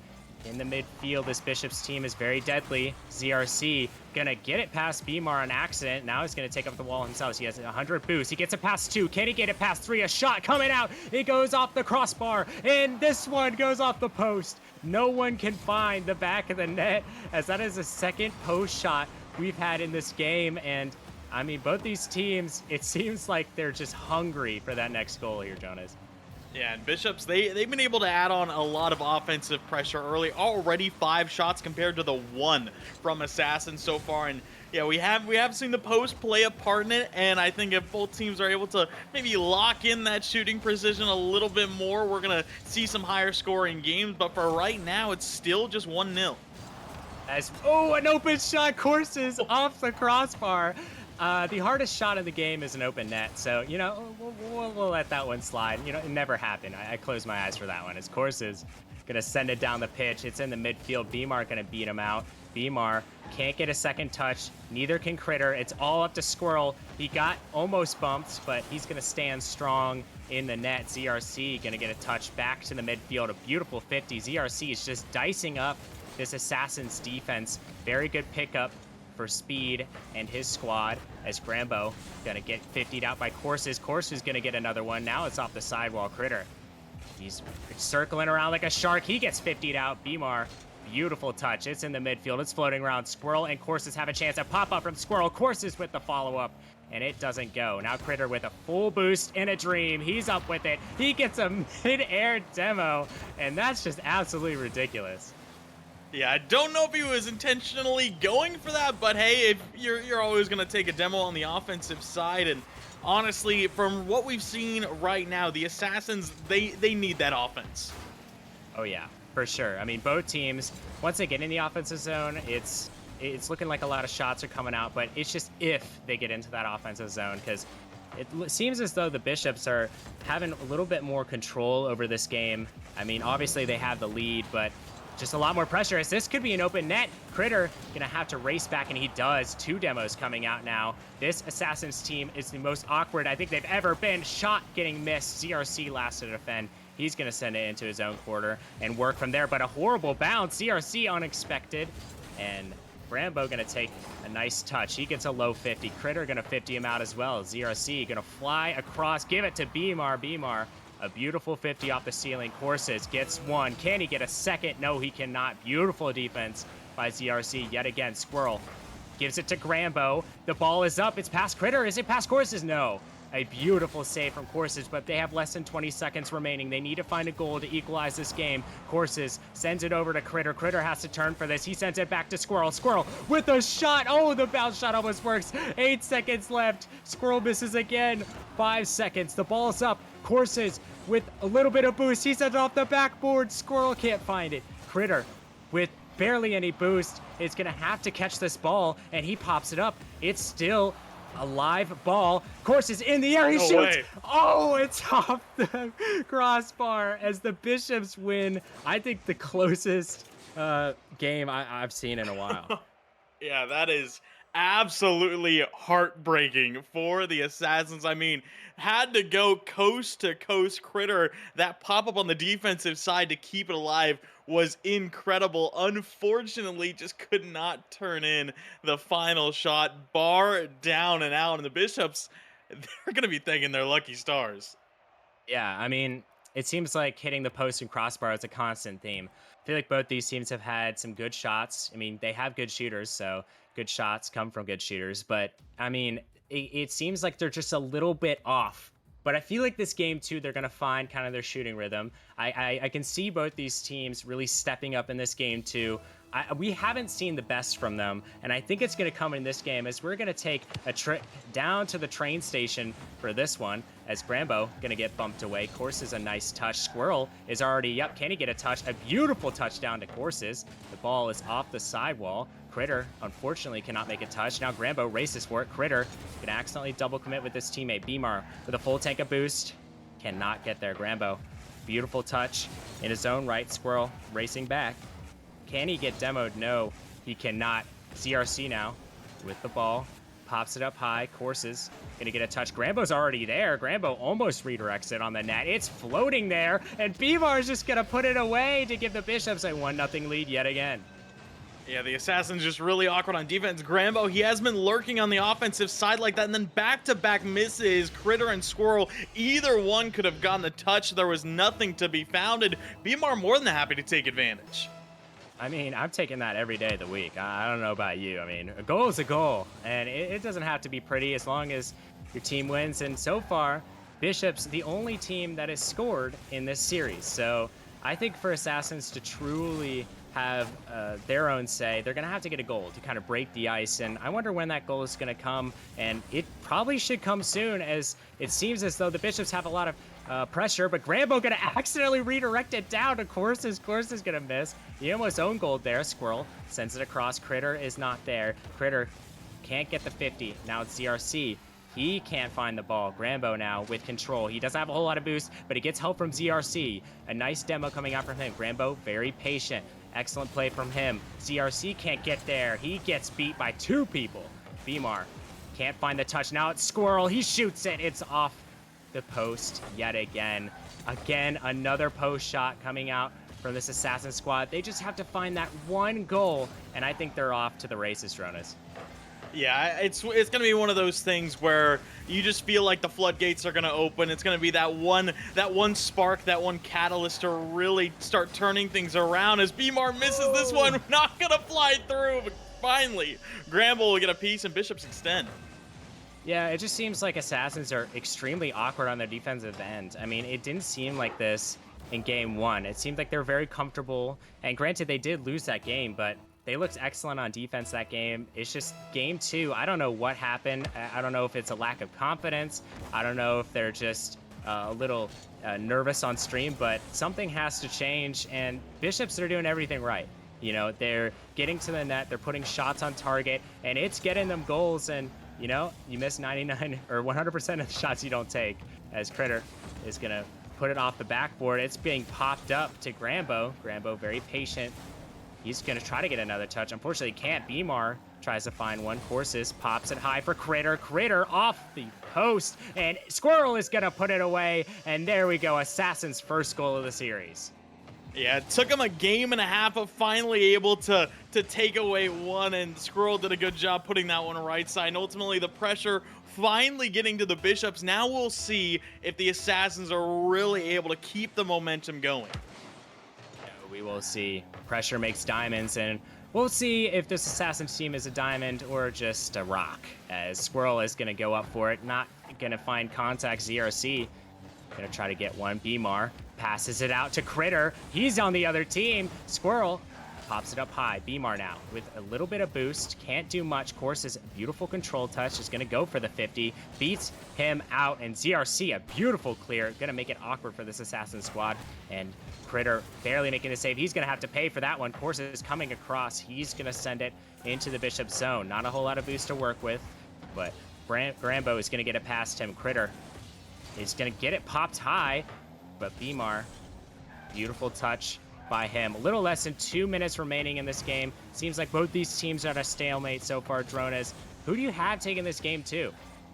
I mean, I'm still favoring the Bishops in this spot. Assassins, they did get their first goal of the series, but you can see they're still struggling to find consistency on the offensive end. And with this 1-goal lead that the Bishops have with a minute and a half left, I think they're just going to be able to hold it tight. Yeah, you know, it's much easier to hold a lead than to get one, as Beemar barely gets to that one, and he almost puts it on target. It's off the backboard. Grambo gets a touch out. ZRC gonna find the ball. It's awkward. The Assassins are awkward, but of course, get it sit to Squirrel. ZRC now off the backboard. Squirrel, a beautiful 50 from him. Critter now gonna send it down, and Grambo's gonna have to corral that one. He gets the boost taken from him. Critter, a beautiful play from the first man. Grambo gets it past one, but not past Squirrel as he takes a shot, unable to find the net. Less than a minute to go. The Assassins have to score to equalize. They're gonna need some magic here, as Grambo gonna miss that one. Courses now full take a boost and the ball. Only ZRC back, but can't make anything happen. Critter gets one. Can't get another as ZRC, he misses. Grambo's gonna have to get up there, and he does just in time, but Squirrel's gonna take a shot. It goes off of a defender, and there's 30 seconds remaining in this game. Assassins have gotten so close to scoring. Can they do it now? The last thing you want is a Bishop's goal at this point, but you gotta send every single person down to the net. Beemar off the backboard. Oh wait, that was top shelf. A beautiful shot from Beemar. ZRC gets dunked out by Courses, and now it's Beemar's turn. ZRC is going to turn with the boost with Grambo. They're both going to miss. This is an opportunity. Squirrel gets it out to Courses. Courses with a little bit of boost, tries to pop it up high. It's going across the net, and the Bishops sneak out yet another win. Yeah, and I mean, both these games have been close, but Bishops just that one step ahead, and the Assassins, they had their chances, but just not able to stay consistent enough. Again, going 1 for 8 as a team offensively. You got to be able to put more away. Yeah, I mean, it's about execution, and I feel like that's such a trend we see in some of these stream games. Is you can have all the offense in the world, all the defense in the world for that matter, but if you can't execute, it really doesn't matter. I mean, yesterday we had on the Nemesis After Dark stream, we had Origin taking on Banshees, and it looked like Banshees were in control of like 2 of the games, but Origin was just better at executing, and that's what wins you games. Okay, so Assassins just need to get into that mindset of maybe we don't have to have the best chances. We just need to make the chances count. And I feel like this next game, it's reverse sweep or go home. So Assassins realistically just got to take it one game at a time, and maybe, just maybe, they can slowly crawl their way back into this one.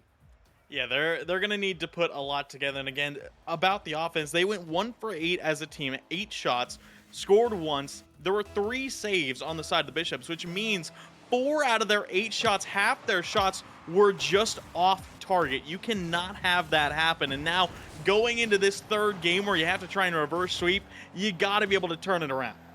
Yeah, you definitely do. Whoa, a nice pinch coming out. Squirrel gonna chase it. Squirrel gets a touch out to mid. Can someone find it? Courses with a little bit of boost, pops it high to Critter. Critter gets one, gets a second one. I don't think that was intentional, as ZRC can't find more than that one touch. Critter now to the mid. Grambo gonna get a nice touch out. Courses with a nice control touch, gets a beautiful 50, and now it's in the midfield. Critter gonna go up for this. The Assassins are showing signs of life here. CRC, he fakes it for Beemar, who fakes it as well. Can Grambo get a fake in there? No, he goes for the 50 as well. You know, they both start with the letter F, so you know, I think they just got them mixed up here, Jonas. Yeah, maybe just a little bit. Well, ultimately, we are seeing Assassins doing well in terms of controlling the boost and controlling the pace early on here in Game 3, but I think it might just come down to that first goal. If they have to work from behind here in this third game, it's going to be tough to try and see them having to break through another Bishop's lead. As Courses is going to put one in the back of the net. Finally, the Assassins are shooting well. Yeah, that one just, again, a beautiful bar down shot, and we're seeing a lot of good speed early on here in this third game from Assassins. That is exactly what they need, and sometimes, you know, when you have a team and their backs are against a wall, that sometimes can be the best form of that team. Oh, 100%. And you know what? The Assassins, they're looking good in this game 3. Let's just see if they can keep it up. They're going to have to keep the momentum up. They don't want to be found lacking in their defensive zone because they just have looked super awkward in this series so far. Squirrel going to get a nice touch out to mid. Courses can't get the 50 he wants. Beemar going to be the winner of that one. Beemar with 0 boost takes the ball, gets it under. ZRC with a nice 50. Squirrel gonna get the boost, and he has the ball. Only one man to beat. Grambo gets a flip reset, gets another, but fakes out his own teammate as Courses gets it out to Critter. Critter with a shot. He shoots it right into ZRC, and now it's a counterattack the other way. Courses is already up for that one. Squirrel gonna send it down. Beemar gonna corral this one, and he has all the time in the world. He could bake a pie right now as he gets it sent to the ceiling. Grambo, a beautiful touch, and he sends it out mid. Beemar with one of his own off the ceiling. Can't get more than that. Beemar now gonna have to get some defense going for his team as ZRC's low on boost. He's the only one with boost, but he gets demoed. Grambo racing back. Beautiful save coming out from him. And the Bishops are just on the back foot so far. I just wonder if maybe the Assassins have just found the secret formula and they're executing it to perfection here, Jonas. Yeah, it seems like they have really sped up their game, which is something you see a lot kind of when teams are, facing an opposition match point. They know they need to change something, and it looks like the Assassins have really sped things up. They're a lot more confident through the midfield. We're seeing a lot of great challenges, and Bishops, they don't look quite ready to kind of combat that new pace, so we have to see how they adapt here in this third game. Yeah, it's kind of flipped the script a little bit. Bishops are going to have to make the changes necessary as Assassins have done their switching of the changes. It's a beautiful shot coming out from Critter. Fortunately for him, Grambo is on the backboard. The ball is getting sent towards net. Critter sends it out. Grambo, a beautiful touch. There's no one in net. ZRC has an open net. He shoots. Can he score? He can't. He gets a second touch, and the Bishops are having a little bit of a case of the Assassins shooting from games 1 and 2. But wait, this one's on target. Oh my goodness, bar down. A beautiful shot. Yeah, I mean, the offense is looking a little bit awkward here, and you can see both ZRC and Grambo go for this ball, but ZRC just placed it so well. Squirrel, low boost, and he just can't keep that one out. No, not at all. It's just a beautiful shot, and that's that execution. They didn't really have a whole lot of pressure. Just all it takes is one goal, and now it's tied as Squirrel gets bumped. Now it's Courses. He misses his shot. Grambo with a little bit of boost tries to get it past Critter and is unsuccessful in the process. Beemar gets one, gets a second, a beautiful touch past another defender, but ZRC has a little bit of room. Only one person back in the net, but unfortunately can't find that one. Less than a minute to go. Beemar gonna send it off his own back wall. It's off the ceiling. Can Courses find the goal? No, he doesn't. He assumes the ball is gonna come out to him for a 50, but no one makes contact. Critter now with a shot on target. Grambo barely makes it back. What a save from him. Bishop's on the back foot now. Grambo gonna get one down. Courses gonna try to stop his team from potentially getting swept as Beemar's awkward in the net. Squirrel misses. Critter misses. Beemar misses. A whole plethora of misses coming out right there. And that was kind of a novice moment. Courses off the ceiling. Squirrel now. A beautiful collect of the ball. Courses with the shot. Can he find it? Just barely off target. Grambo up. Critter gets it down. It's kind of open, but Squirrel can't beat out Beemar. Bishop's having a masterclass of defense, but the ball is not dead yet. Can ZRC get it down? He can't. The ball almost got made contact with by Critter, and we are in overtime here in game number 3 here, Dronas. Yeah, the defense from Bishops really being tested, and also, the clutch factor from Assassins, it wasn't quite there. They had multiple chances to try and end this thing and keep the series going, weren't able to take advantage. Now they're going to have another look. Yeah, well, we'll see if they can, hopefully this time, capitalize on this one. They're gonna have to be clutch here as Critter gets a nice demo. Beautiful plays from him. The Bishops have been in this place before, though. They know how to win in clutch scenarios, but can the Assassins do them a favor? But, Courses can't find the shot. ZRC gets it down the other end. Squirrel, beautiful pop-up, but it's going to go right into the hands of Beemar. It's popped up for Grambo. Grambo, with potentially a shot, tries to pass the Beemar. Miscommunication there. ZRC now can't get it past Squirrel, and now it's going the other way. Assassins Gonna send it down, but Grambo has a full tank of boots, gets it past Critter. Now Courses is up for the ball. He gets it to the backboard. Anyone there? Squirrel gets it there, but Beamar, a beautiful save. Critter, flip reset. Oh my goodness, almost put it top left. Squirrel racing back for that one, and he's gonna try to get a touch himself, but he can't make contact. But Critter almost had a highlight reel goal there. Yeah, Grambo ripped that one away from him. He has had himself an incredible defensive look this game. He's already got 5 saves, and that 5th one was huge. Yeah, I've seen Grambo kind of get these goal line saves that make the heart race a little bit. He's given his GM a little bit of a heart attack here as Beamar off the ceiling, can't find the touch. Courses, it's no boost. Squirrel, no boost. Critter with just a little bit, bangs it down. Grambo again on the defensive end, getting a beautiful save. Courses taking it to the backboard. Grambo again just clearing it out. He's a pest in the defensive zone, but wait, a miss comes out. Critter with the shot, and it's right in. The Assassins have taken a game. Yeah, and I mean, it felt like here in this overtime, it was 2 minutes of constant pressure from the Assassin Bishops.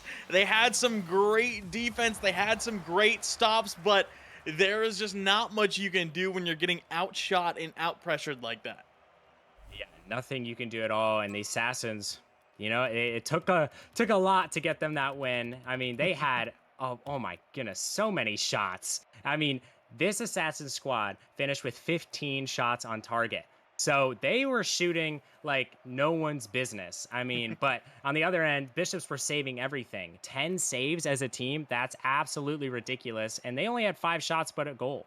So if the Bishops can get a little more shots on net, they can potentially take this in game number 4, as you predicted, Dronas. I mean, the Assassins heard you. They were just like, you know what, we got to get Dronas' prediction correct. Yeah, we'll indeed have to see. I mean, they very well could get it right back again. We just kind of saw right from the get-go there in Game 3 that the Bishops fell behind in terms of pace. Now going into Game 4, they need to turn that around because getting outshot by 10 shots, that's not really a stat you can have. Yeah, no, not at all, especially in this stage of the game. But ZRC again, a beautiful top shelf shot, and he's going to get his team the lead yet again. Yeah, it was a nice setup from Grambo and ZRC, just the outspeed there. Courses, the feels bad backflip in net, and yeah, he's going to be thinking about that one for a while. You know, it happens to the best of us. Happens to me too many times in ranked. So I feel his pain. As CRC he gets beat out by Courses, and it was almost on target. Squirrel misses his touch. Now Critter's going to have to race back for it. Gets one. Can he get a second? He does. Gets it over to Beamar. Going to have to clear that one out. Critter had a slow start, but he's slowly starting to warm up a little bit, and that's something you don't want to see if you're the Bishops, but the Bishops do have the lead here, so the game is in their hands as of right now. This ball's dangerous. Oh my goodness, it almost goes. How did that one not get put in the back of the net? Again, the Assassins just cannot capitalize. Yeah, and we've seen so many chances just like that where they're not able to find that one final touch, or that final touch is just off, and it has been a tale as old as time here in this series. You know what? And I think part of it is that they know the Bishops' defense is so good. They're just overthinking their shot placement. Any shot is a good shot. Well, Courses didn't really have to think about that one. He slots at bottom left. Yeah, ultimately, Squirrel and Courses both able to just boom that one away, and Grambo, it's such a tough read to make, as that one dropping over top, and Courses doing a great job to be there. It's tied 1-1 now. All 3 of the games so far have been super close, and now this game 4 is following the same kind of script as Critter. It's going to pop it up high. Courses is going to race to it, but ZRC gets the better of him. Squirrel off the sidewall, gets it past Beamar. Now Grambo's back to defend. He gets a beautiful heavy clear. Critter gets the 50 out to Courses. Courses with one. Can he get a second? He does. Beamar now gonna bang it off the backboard. ZRC gonna be there to help defend, but Beamar, a beautiful clear. Grambo right behind Beamar. Beamar with a flip reset. Hello. Almost gets past Squirrel, but Squirrel, he's a Nemesis veteran. He's not letting that one slide. Yeah, and Squirrel, mostly known for his offense and goal scoring potential, but we have seen his defense step up when it really needs to in this series as well. Oh yeah, I mean, I feel like every member of every squad has just been playing impeccable defense. But speaking of, where was the Bishop's defense? Squirrel is just going to have the freest goal of his life. Yeah, I mean, 2 upfield, and, you know, ZRC was demoed at the midfield technically as third, and Squirrel could, yeah, just take all the time he wanted to put that one away. And Assassins, we're starting to see their offense figure it out more and more, and Bishops, they got to lock it back down. Oh, 100%. They've thought about a game plan. They definitely have gone over it between games 2 and 3, and now they're executing. Like we said, they're executing their game plan perfectly, and it's been a different game plan from games 1 and 2. Games 1 and 2, they basically try to play a defensive game, but Beamar is going to expose that Assassin's defense. Yeah, it was a great 50 here from ZRC, and no one there quick enough, and Beamar threads the needle between Squirrel and Corses to tie things up. Half this game left. It really could go either way. Here's a crazy stat. The Bishops have 3 shots to 2 goals. That is insane shooting percentage, but you know, you want to see a little bit more shots coming out from this Bishop squad, but we might see one here as Grambo is going to find a goal, but a beautiful pass coming out from Beamar. Yeah, Bishops, they've still been getting pushed back into their own side a little bit, but when they're able to extend on the offensive side here in game number 4, they have looked dangerous. As you mentioned, now shooting 3 for 4. Every single player on Bishops has a goal right now in this 4th game. Assassins, they got to be careful because we're starting to see both teams heat up. Critter, that's a good 50. Squirrel will tap, and another, we're tied again.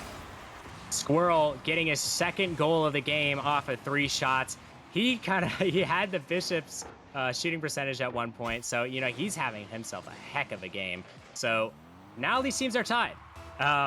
It seems like a common theme, but this is a little bit more of a high-scoring game than we've seen previously. Both teams having 3 goals to their name, and they've both found out different ways to expose the other's defense, and I think that is crucial for both teams. But which team can last the longest? Which team can find that clutch goal?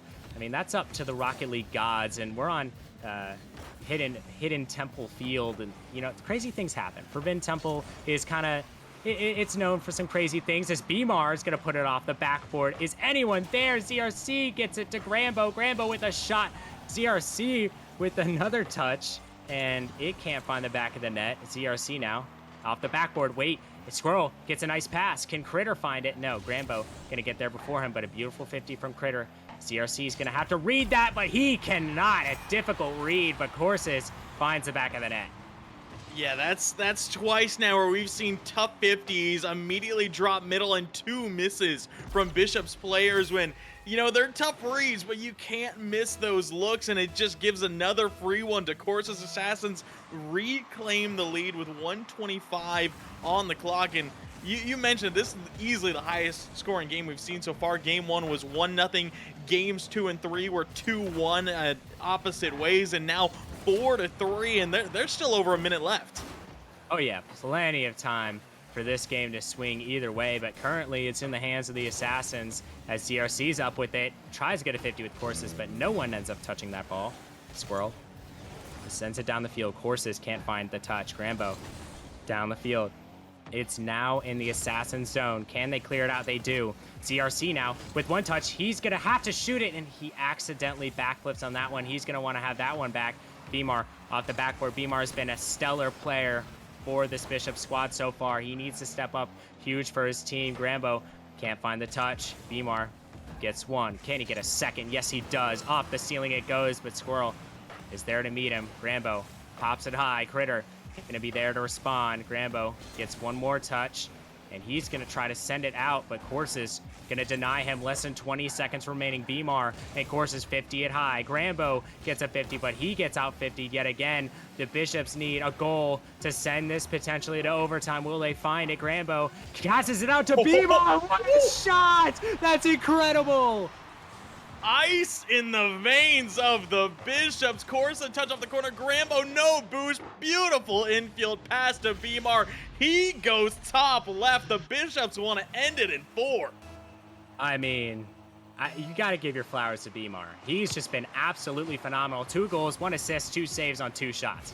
He is shooting 100% from the field right now, and he is the reason this Bishop's team is back in this game as the ball is still up in the air, but it drops down low. And you know what? We're going to have another close game. I don't think my heart can handle this. I'm not going to lie. I feel like I'm going to die from a heart attack at any moment here. Well, we saw a 2-minute overtime last game that the Assassins were able to take to keep this series alive. We'll see if they can do it again. Almost found the back of the net. ZRC gonna send it off the post, but a beautiful demo coming out from Grambo there. But unfortunately cannot find that one. Courses gets a nice touch. Can't find it because Critter bumps into him. Now it's ZRC, and it's essentially a 1v1. Can't get control of that ball. Beamar pops it high. Grambo trying to get there, but Courses fast as ever. ZRC, nice touch. Gets it past 2. Can he get it past the 3rd? Yes, he does. He has 0 boost, but they don't know that. What they won't know won't hurt them as Critter gets it off the backboard. Grambo can't find the touch, but it was a tactical fake to ZRC, but he's there to collect that ball. Beautiful plays coming out. ZRC gonna send it out. Beamar gets it down. Critter gonna send it out. Grambo, beautiful clear in the midfield. He has a bunch of boost, and he sends it near the backboard, but Squirrel there to collect. ZRC tries to send it infield, but Beamar playing a bit defensive there, and I don't blame him. Grambo gets it out, but Critter's right there. The shot coming out, and Critter is gonna even the series at 2. Back-to-back OT wins for the Assassins. The reverse sweep is alive and well. The backflip on the goal line from ZRC. You just gotta think maybe a double jump and that overtime would have kept going, but Assassins, they are sending us to game 5. Guys, Jonas and I would never lie to you. When we said this was going to be the best series of the night, we were not kidding, okay? Both these teams have given it their all. Every single game that has been played has been a 1-goal game. Both these teams giving us a bunch of content. You know, the Challenger League has never looked better than right now, and we're going to see who can take out this Game 5 to advance to 3-3 on the season, or unfortunately on the losing end, 2-4. So this is a big game for both these teams. Obviously, divisional opponents. So, I mean, whoever wins this does move up in the standings in their division. So this game 5 is more important than ever for both of these teams. And I'm looking at specifically Beamar to step up for the Bishops. He had himself an insane game. Fortunately, couldn't get it done. But on the other end, I mean, Squirrel, he MVP'd that game, and I don't blame the game for thinking that. I mean, Squirrel just had an amazing game. He was really there at the ball whenever it needed to be. Beautiful 50s coming out, and he's just such a clinical goal scorer, and it really showed right there. But game number 5, Champions Field. Will there be fireworks, or will one team go home sad? I mean, we'll have to see. Both these teams looking to go 3-3, but they're going to only be 1. But there's more on the line at this point. With the reverse sweep still alive for Assassins, back-to-back OT wins. They've showed that the clutch factor is there. They just need it for 5 more minutes. And they do it as Grambo almost finds a beautiful shot past Courses. Beamar gets a touch out. ZRC tries to send it to Grambo, but Grambo playing a little bit defensively. A beautiful play. Can Grambo find it? Courses, nice defense. I mean, a little bit of a wonky play, but he makes up for it. Critter off the sidewall. Critter has gotten way better as the series has progressed. He's really just, he's ascended to his true self. It's like a caterpillar, you know, coming into a butterfly. I mean, he's really just flying around the field. He's looking real good, but he's going to have to help his team pull off this reverse sweep. He is the clutch factor. We're going to see if he can't make a difference here as Courses almost gets a power clear, but it's going to fall to the wayside. Off the backboard it goes. Courses sends it down. Squirrel, it's a nice pitch, and oh my goodness, all Grambo can do is sit there and watch. And the Assassins will break the ice here in Game 5. Courses to Squirrel, and Grambo just had to stop and watch. Assassins, they are not messing around here on Champions Field. And the Bishops, they better look out. Bishops, they're in the most pressure I think they've ever thought they would be in. You mentioned it. 2 of their last 3 games have gone to Game 5s, and they lost both of them.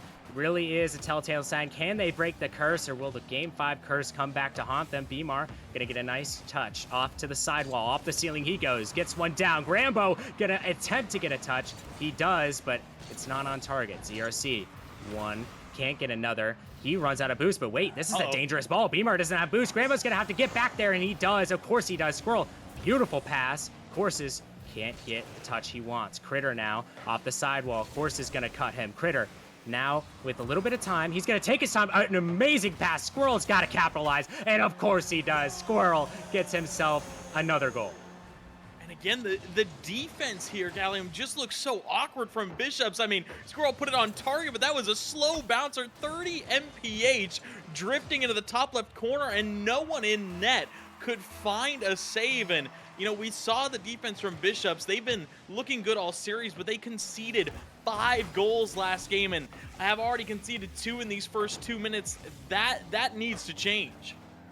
100%. That's one of the things that they definitely need to work on, and they're not going to have time to really dwell on that, as they have less than 3 minutes to go to score at least 2 goals to send this potentially into an overtime. But I don't think this Assassins team is going to let them, as Squirrel gets it up high. Courses going to find a touch. Squirrel going to have to turn for this ball. Gets a beautiful 50. Critter up for it. Gets beat out by Grambo. Beamar's already there. Gets 1 touch. Gets a second. Squirrel going to pop it high. Grambo is going to have to rotate back. Let ZRC take it, but ZRC misses the ball. It's now a 2-on-2. Beamar. Beautiful defense coming out from Beamar. Seems like he's the only one kind of with the clutch genes on the Bishop squad. Both ZRC and Grambo just kind of panicking right now. They don't look like their games 1 and 2 selves. Yeah, we of course saw those misses last game as well, you know, with those tough reads coming across the middle, and you know they're tough reads at that, but you need to find some sort of touch, and they've just looked so awkward on the defensive end, and their offense is struggling to really get started as well. They're 0 for 4 to open things up. Meanwhile, Assassins, they're 2 for 4 in this game. Yeah, I mean, it seems as though the Assassins have kind of flipped the script. I mean, they had bad shooting at first, but oh my goodness, Critter. Who are you feeling like today, sir? I mean, that was almost just peak from him, but he'll have more opportunities, as maybe this one, as he passes it, but Course is not going to turn on that one. The ball is still popped up. Squirrel gonna almost dunk out Beamar, but now it's Critter up in the air, gets it off the backboard. ZRC is gonna have to race to it. A beautiful play coming out from the Bishops. Now it's a 1v1. Demo attempt coming out, but what a beautiful save from Squirrel. But the Assassins are still panicking. Bishops have to score, and they don't end up scoring. The pinch working yet again for this Assassin squad. It's like they're, it's like their trap card here, Dronas. Yeah, and you can tell as well, the Bishops just look more timid than they did in those first 2 games. I think those overtimes quickly getting to them, and the reverse sweep attempt, I mean, to some degree, how could it not? Yeah, I mean, it definitely gets in your head. As someone who's been reverse swept this season, it definitely gets in your head for sure. I mean, you get those first 2 games, you're like, all right, guys, let's close this out. But those, you lose those last 2, it's like hopeless in game 5. But wait a second, ZRC with a beautiful save. Bishops have had 0 offense so far, it seems. Grambo gonna try to kickstart that offense that I mentioned. ZRC gets it to the side. Courses goes up high. The shot almost on target. Squirrel gonna try to put one on target himself, but Beamar gonna 50 him out. It's a 2v1. Now 2v2, gets it past 1. Can't get it past Courses. ZRC gonna miss his shot. Squirrel passes it out. Grambo gets a single touch. Can he get the 50? Of course he does. Squirrel now up with it. He gets it over 1. 5 seconds left. The Bishops need to score right now, but I think they've done it. The Assassins have advanced to 3-3 and pulled off the reverse sweep. I believe the first one of the season. Yeah, that is absolutely spectacular. Not only the reverse sweep, but back-to-back overtime wins, and then the only game that was not a 1-goal game being Game 5 on Champions Field. The Assassins got the job done, and the Bishops, that is 3 Game 5 losses in a row. That's a little ridiculous. I think they'll bounce back, but definitely this game is going to have to be something they look back on. I mean, games 1 and 2, they looked so incredible, but Assassins turned on that switch, and they deserve this win. I mean, they fought so hard. I mean, going to that amount of games that they went to, I mean, the game started at 9:30. It's now 10:13. They played almost 45 minutes of Rocket League. So, I mean, they had the will to reverse sweep, and that's half of the battle. You have to be mentally prepared to do that. But, now that the game's over, unfortunately, you didn't get your prediction right. You almost did. It was looking good there for a second. Close. Yeah, for sure. But it was a pleasure casting with you, Dronas, for this Chally League game. It was a fun one. Absolutely, it really was. I mean, you know what? We said at the beginning, on paper, it looks like it's going to be the best match of the night. We were absolutely right, and I hope everyone enjoyed. The content delivered itself. Yeah, we're never wrong. You never forget that. We're never wrong. As you know what? That's it for us. The last matchup, of course, being the best one, but stay tuned, as next Monday we have a bunch of bangers coming your way. Don't know what the matchups will be yet, but that's why you got to fill out your schedule or your match reporter to get on stream so we can have more banger matchups like we just had. I'm your friend Gallium. I was joined here by Dronas. Thank you again, Dronas, for casting with me, and you guys have a great rest of your night. Peace out.